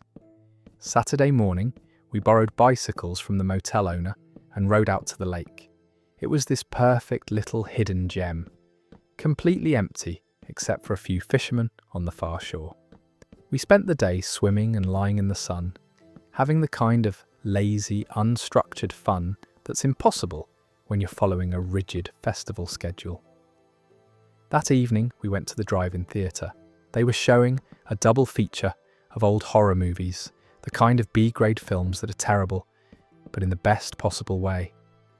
We loaded up on popcorn and candy from the concession stand and spent the night laughing at ridiculous special effects and cheering for the monster. Sunday was more of the same. We hiked to the covered bridge, which turned out to be beautiful rather than haunted. We played cards in the motel room during an afternoon thunderstorm. We had dinner at the diner again, and Betty introduced us to her husband, who told us stories about the town's history. By the time Monday came and our van was fixed, none of us wanted to leave. We'd accidentally discovered this perfect little pocket of America that we never would have seen if everything had gone according to plan. We exchanged information with Betty and promised to stop by if we were ever in the area again. The drive home was completely different from the trip out. Instead of being disappointed about missing the festival, we were talking about all the unexpected adventures we'd had. We'd bonded in ways that probably wouldn't have happened if we'd just been part of a crowd at some music venue. 3 years later, we still talk about that weekend as one of the best trips we ever took. Not because of what we'd planned to do, but because of what we ended up doing instead. Sometimes, the best adventures are the ones you never saw coming. The ones that happen when all your original plans fall apart. The most memorable trips are often the ones where everything goes sideways. There's something about being thrown together in unexpected circumstances that creates bonds and stories you'd never get from a perfectly executed plan. Sometimes getting stranded in the middle of nowhere with good friends is exactly what you didn't know you needed. The first time I sang in public, I was 14 and absolutely terrified. The school talent show was in 2 weeks, and somehow I'd been convinced by my best friend Maya to sign up. She'd heard me humming in the hallway and insisted I had a good voice, but singing alone in my bedroom was completely different from performing in front of the entire school. I'd chosen this song by Adele that I'd been practicing for months. I knew every word, every note, every breath. In my head, I sounded amazing, but every time I thought about actually getting up on that stage, my stomach would twist into knots. The night before the talent show, I seriously considered backing out. I called Maya in a panic, telling her I couldn't do it, that I'd freeze up and embarrass myself in front of everyone. She talked me through it for an hour, reminding me how beautiful my voice was, and how much I'd regret not trying. The morning of the show, I felt like I was walking to my own execution. During lunch, kids were talking about who they were excited to see perform. Nobody mentioned me, which somehow made it worse. I was just this random girl who nobody expected anything from. I was scheduled to go on 7th, right after a group of guys doing a comedy sketch. Standing backstage, I could hear them getting laughs from the audience, and I knew I was going to have to follow that energy with something completely different. When they called my name, my legs felt like they were made of jelly. Walking across that stage to the microphone felt like the longest walk of my life. The spotlight was blinding, and suddenly I couldn't see individual faces in the audience anymore. Just this dark mass of people waiting for me to do something. The opening music started, and for a terrifying moment, I couldn't remember the first line. My mouth was completely dry, my hands were shaking, and I was convinced I was about to humiliate myself in front of 300 people. Then the first words came out, and something incredible happened. My voice was steady and clear, exactly like it sounded when I practiced alone in my room. The nerves were still there, but they weren't controlling me anymore. By the second verse, I was actually enjoying myself. I could feel the audience listening, really listening, and it gave me this surge of confidence I'd never experienced before. I started moving with the music, using hand gestures, connecting with the song in a way I never had during practice. The bridge was where I really let loose. There's this high note that I'd been worried about for weeks, but when I hit it perfectly, I heard someone in the audience gasp. That small sound gave me everything I needed to finish the song strong. When the last note faded away, there was this moment of complete silence that felt like it lasted forever. Then the applause erupted, and it wasn't polite clapping. It was genuine, enthusiastic applause that seemed to go on and on. I walked off stage feeling like I was floating. Kids I barely knew were coming up to me saying how amazing I sounded, how they didn't know I could sing like that. My music teacher grabbed me afterward and started talking about voice lessons and school choir.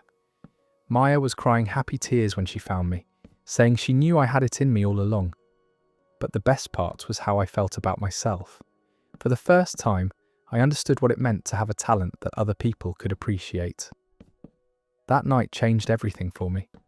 I joined the school choir the next semester, started taking voice lessons, and eventually performed in several school musicals.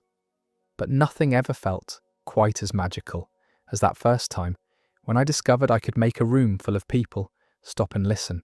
Now when I'm facing something that scares me, I remember standing on that stage with shaky knees and a racing heart, and how it turned into one of the best moments of my teenage years. Sometimes you have to walk through the fear to find out what's waiting on the other side. That story is over. The terror before performing versus the high afterward is such a universal experience, but there's something special about that first time you realize you have something worth sharing. The audience gasping at that high note probably gave her more confidence than a year of practice could have. Finding your voice, literally and figuratively, in front of people who barely knew you existed is pretty incredible. The winter, I learned to ice skate. I was 12 and living in Minnesota, which meant everyone around me had been skating since they could walk. I was the only kid in my grade who still needed to hold onto the wall at the ice rink, and it was getting embarrassing. My older brother Marcus had been skating competitively for years. He made it look effortless, gliding backward and doing jumps like gravity didn't apply to him. Meanwhile, I couldn't make it 10 feet without falling on my face. That winter, my parents signed me up for beginner skating lessons at the local rink. I was mortified because the class was mostly 6 and 7-year-olds, but my mum said everyone had to start somewhere. The instructor was this patient woman named Coach Sarah, who promised she'd have me skating confidently by the end of the session. The first few lessons were brutal.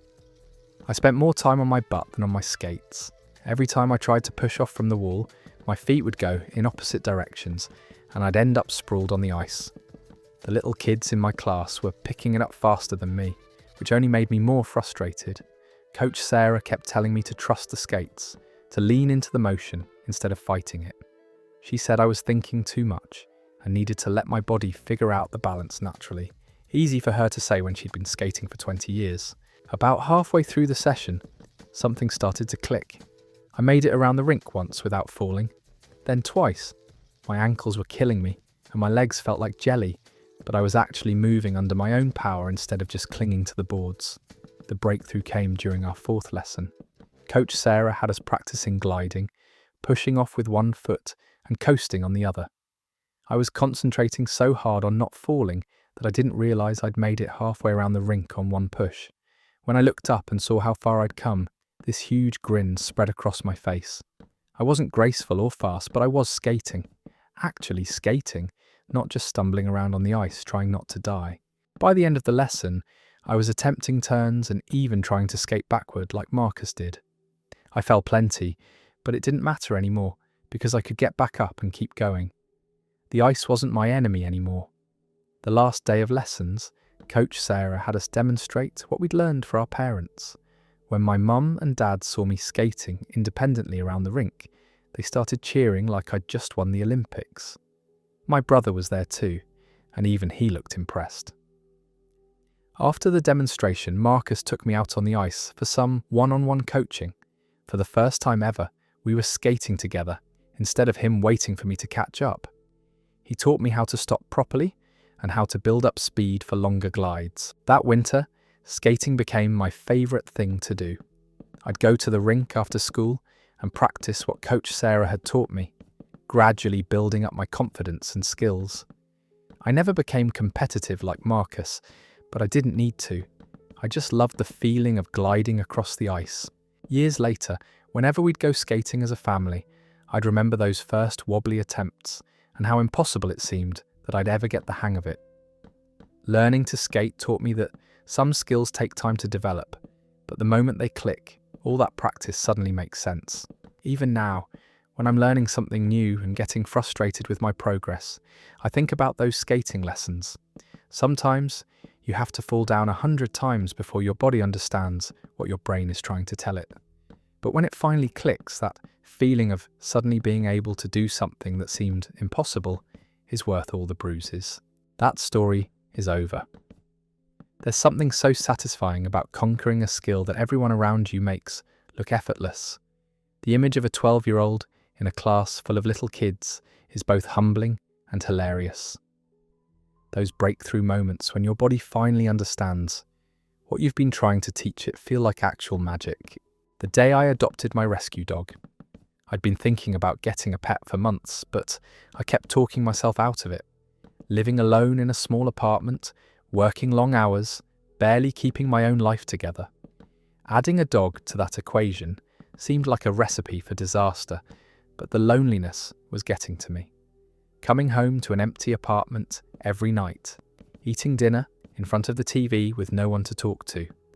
My friends kept saying I should at least visit the animal shelter just to see what was there. The shelter was busier than I expected on a Saturday afternoon. Families were walking around looking at different animals, kids pressing their faces against the kennel doors, volunteers explaining each dog's personality and history. I walked through the rows of kennels feeling overwhelmed by all the options. There were puppies bouncing around looking for attention, older dogs sleeping peacefully, medium-sized mutts with hopeful expressions. Every single one of them deserved a good home. Then I saw her, a small black and tan mix, probably part German Shepherd, sitting quietly in the back corner of her kennel. While all the other dogs were barking and jumping up at the fence, she was just watching me with these incredibly sad brown eyes.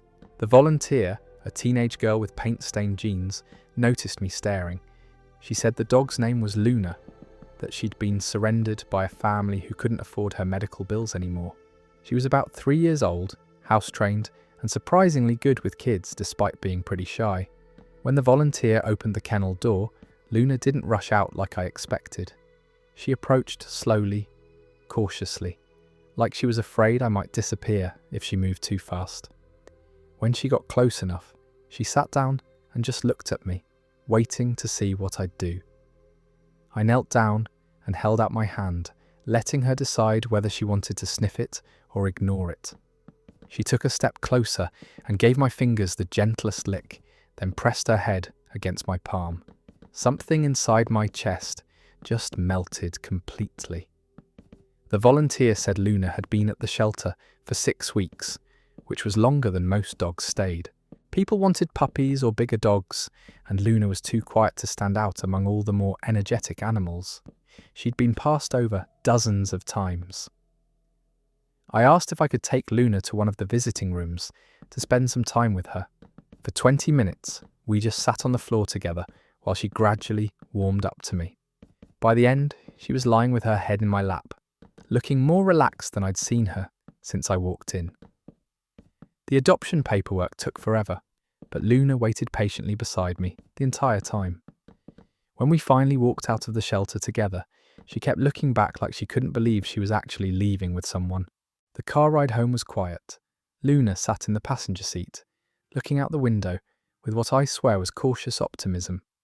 I kept talking to her, explaining where we were going and what her new life would be like. When we got to my apartment, Luna explored every corner systematically, sniffing everything and mapping out her new territory. Then she found the sunny spot by the window and curled up there like she'd been living with me for years. That first night, I set up a dog bed in the living room, but around midnight I heard scratching at my bedroom door. When I opened it, Luna was sitting there looking hopeful. I patted the bed and she jumped up, circling 3 times before settling down next to my feet. 3 years later, Luna is still the best decision I ever made. She greets me at the door every day, like I'm the most important person in the world. We've developed our own routine of morning walks, evening play sessions, and lazy Sunday afternoons. People always ask me why I chose Luna instead of a more outgoing dog. The truth is, I don't think I chose her at all. I think we recognised something in each other that day at the shelter. 2 quiet souls who needed someone to understand that sometimes the best love is the kind that doesn't need to make a lot of noise. That story is over. The connection between rescue dogs and their humans always feels like fate disguised as coincidence. Luna sitting quietly while all the other dogs were showing off probably spoke to someone who understood what it felt like to be overlooked. Sometimes, the best relationships start with 2 beings who just need someone to see them for who they really are. The fireworks show I'll never forget. It was 4th of July weekend and I'd driven out to this lake about an hour from town where they did a big fireworks display every year. I was going through a rough patch in life, questioning pretty much every decision I'd made in the past year, feeling like I was drifting without any real direction. I'd come alone, which probably sounds depressing, but I needed some time to think, without anyone asking me how I was doing or trying to cheer me up with advice I wasn't ready to hear. Sometimes you just need to sit with your thoughts and figure things out on your own. I found a spot on the beach away from the main crowd, where families had set up blankets and folding chairs. There were couples sharing picnic dinners and kids running around with sparklers, but I was content to sit by myself on this old piece of driftwood and watch the sun set over the water. The day had been hot and sticky, but as evening approached, this perfect breeze started coming off the lake. The temperature dropped just enough to be comfortable, and the sky began turning those incredible shades of orange and pink that make you forget about everything else for a while. As darkness settled in, people started gathering closer to the water's edge in anticipation. I could hear excited chatter and kids asking their parents when the show would start. There was this sense of collective anticipation that reminded me why I used to love community events like this.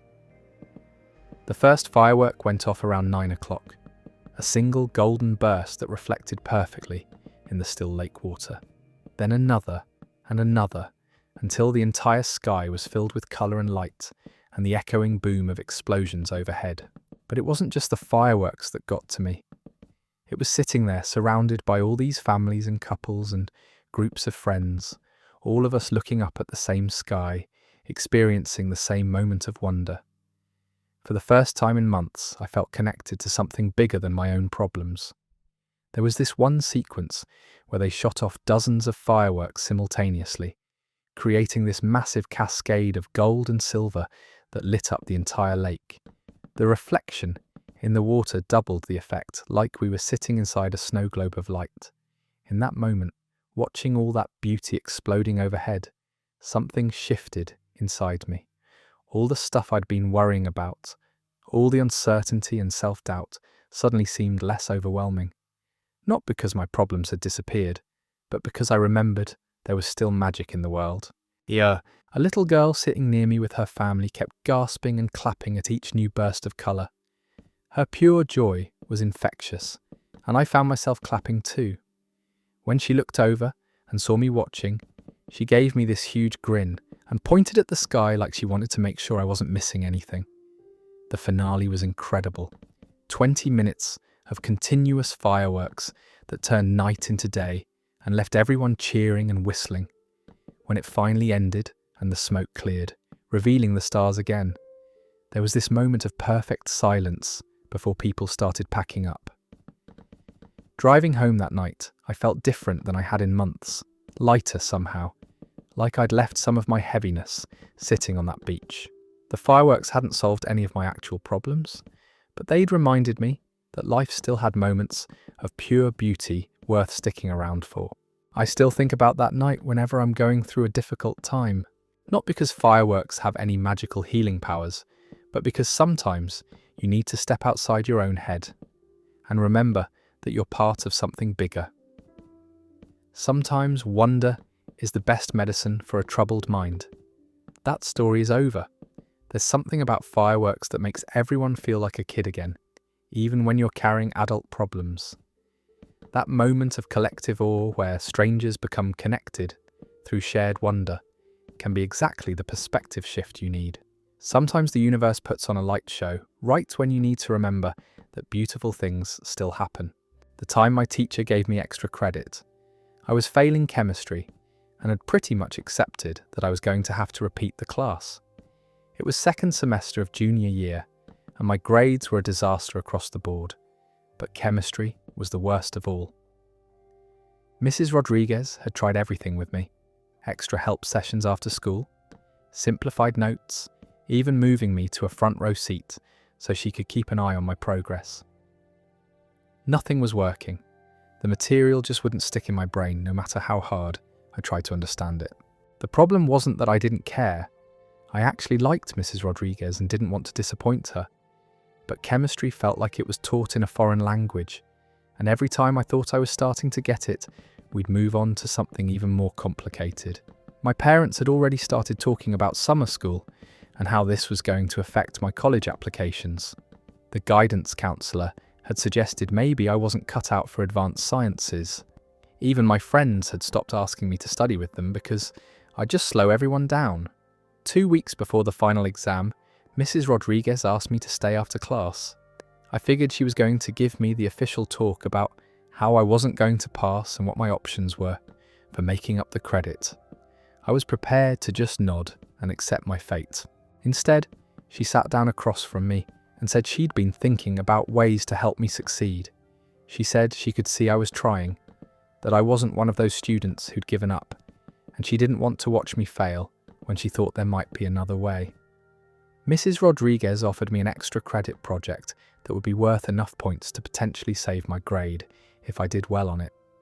It wasn't going to be easy, she warned.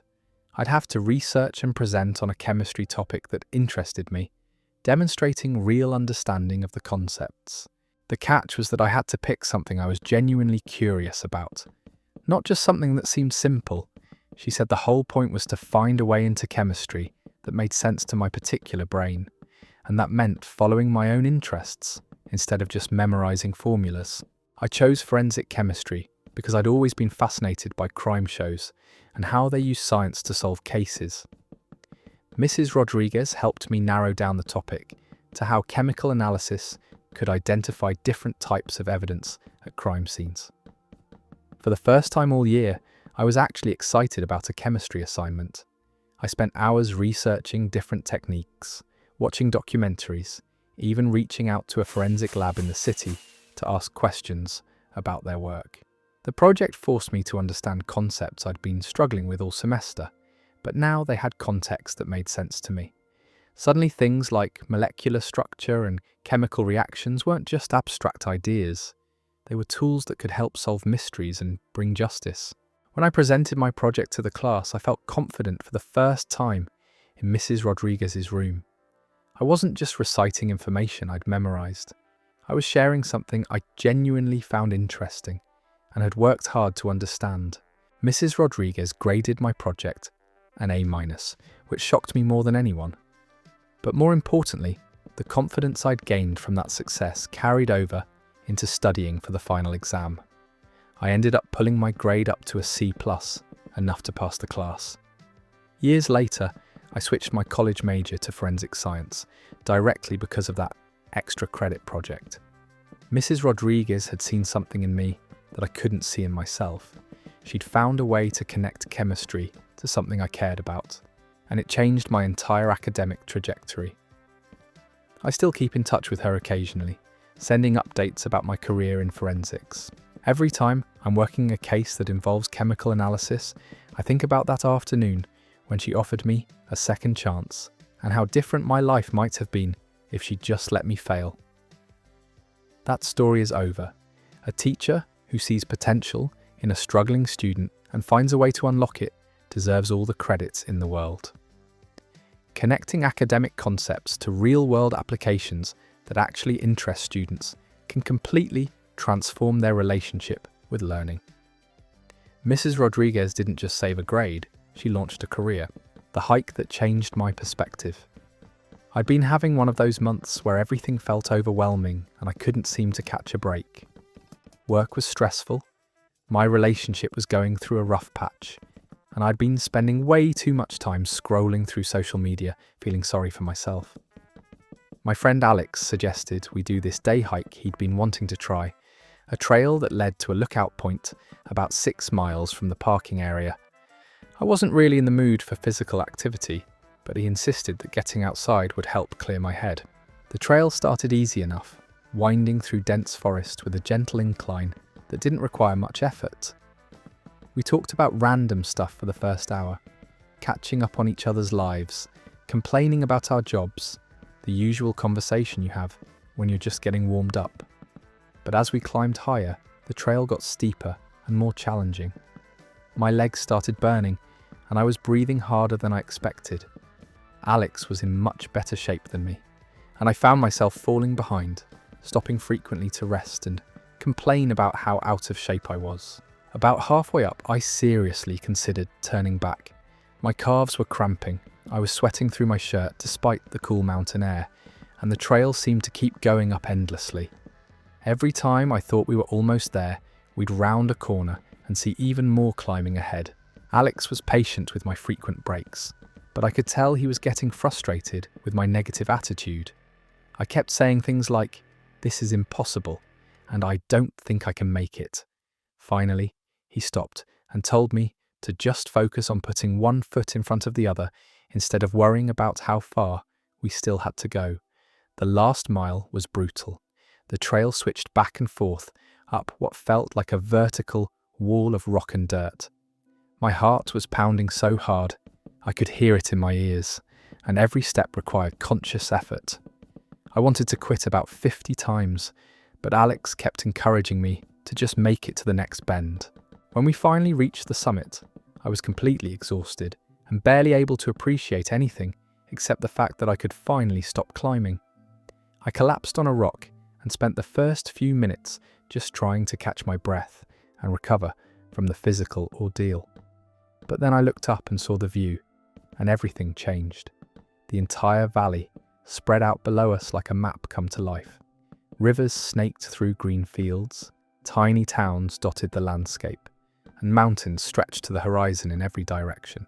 It was one of those views that makes you feel simultaneously small and significant, like you're seeing the world from a completely new perspective. I sat there for probably 20 minutes just taking it all in. All the physical discomfort from the climb suddenly seemed worth it. More than that, I realized I'd just accomplished something I genuinely hadn't thought I could do. 6 months ago, if someone had told me I could hike 6 miles uphill to a mountain summit, I would have laughed at them. Alex pointed out different landmarks in the distance, showed me how to use the trail map to identify peaks and valleys, but I was only half listening because I was still processing what had just happened. I'd been so focused on complaining about the difficulty that I'd missed the fact that I was actually doing it. The hike down was completely different. My legs were tired, but I felt strong and accomplished. I wasn't worried about the distance anymore because I knew I could handle whatever the trail threw at me. The same physical challenges that had seemed impossible on the way up now felt manageable. Driving home that evening, I kept thinking about how the experience related to everything else I'd been struggling with. Maybe my problems at work and in my relationship weren't insurmountable obstacles. Maybe they were just steep sections of trail that required patience and persistence to get through. The next Monday, I approached my job stress with the same mindset I'd used on that mountain. Instead of getting overwhelmed by everything on my plate, I focused on completing one task at a time. Instead of complaining about how hard things were, I reminded myself that difficult doesn't mean impossible. That hike taught me that sometimes you have to push through the discomfort to reach the viewpoint. Not everything worth doing is supposed to feel easy, and the struggles along the way often make the destination more meaningful. That story is over. Physical challenges have this amazing way of teaching you mental lessons you didn't know you needed. Discovering you're capable of more than you thought, especially when you're convinced you can't go another step, builds confidence that carries over into every other area of life.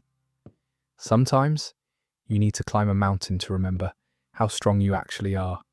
The first time I drove alone at night, I'd had my license for about 3 months, but my parents had been pretty strict about when and where I could drive. Daytime only, familiar routes, and definitely no driving after dark. They said night driving was different, more dangerous, and I needed more experience before they'd trust me with that level of independence. But my friend Rachel's birthday party was on a Friday night, and it was at this restaurant about 20 minutes from my house. All my friends were going, and I'd already promised Rachel I'd be there. My parents were going out of town that weekend for their anniversary, which meant I'd either have to miss the party or convince them to let me drive at night for the first time. After a lot of negotiation and promises to be extra careful, they agreed to let me go. But I had to call when I got there, call when I was leaving, and be home by 11 p.m. No detours, no passengers, straight there and straight back. The drive to the restaurant wasn't too bad, because it was still light out when I left. I knew the route well from riding with my parents, and traffic was light. I felt confident and excited about this new level of freedom, even though it was just dinner with friends. But when I came out of the restaurant around 9:30, the world had completely transformed. Everything looked different in the darkness. Streetlights created pools of yellow light with shadowy spaces in between. Headlights from other oncoming cars were much brighter and more distracting than I'd expected, and I couldn't see nearly as far ahead as I was used to. Getting out of the restaurant parking lot took me twice as long as it should have, because I was being overly cautious about everything. I checked my mirrors about 50 times, crept forward at intersections, and gripped the steering wheel so tight my knuckles were white. The first few miles were terrifying. Every shadow looked like it might be hiding something dangerous. Other drivers seemed more aggressive in the darkness, and I felt like I was moving in slow motion, while everyone else was flying past me at normal speeds. But gradually, something started to shift. My eyes adjusted to the different lighting conditions, and I began to relax into the rhythm of night driving. The roads were actually less crowded than during the day, which made navigation easier once I got used to relying on streetlights and signs. About halfway home, I realised I was actually enjoying myself. There was something peaceful about driving through quiet neighbourhoods, where most people were inside for the evening. The radio was playing songs I liked, and I felt this incredible sense of independence and capability. I started noticing things I'd never paid attention to during daytime drives. How beautiful some of the houses looked with their windows glowing warmly from inside. How different familiar intersections appeared when lit by street lamps instead of sunlight.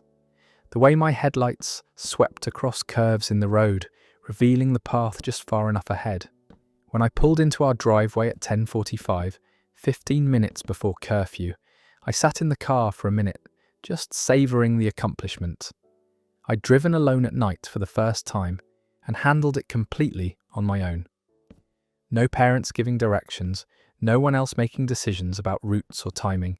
I called my parents from the house phone to let them know I was home, safely, as promised.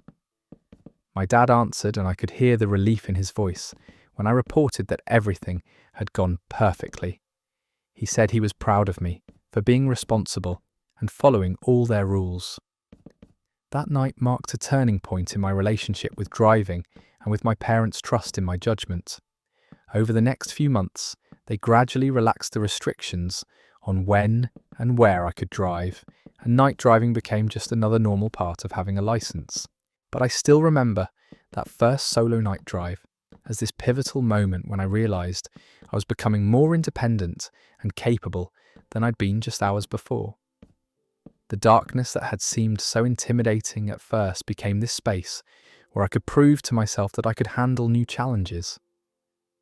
Years later, I still love driving at night.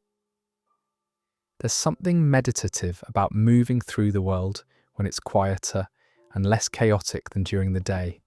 That first nervous trip to Rachel's birthday party taught me that sometimes the things we're most afraid of become the things we end up enjoying most. That story is over.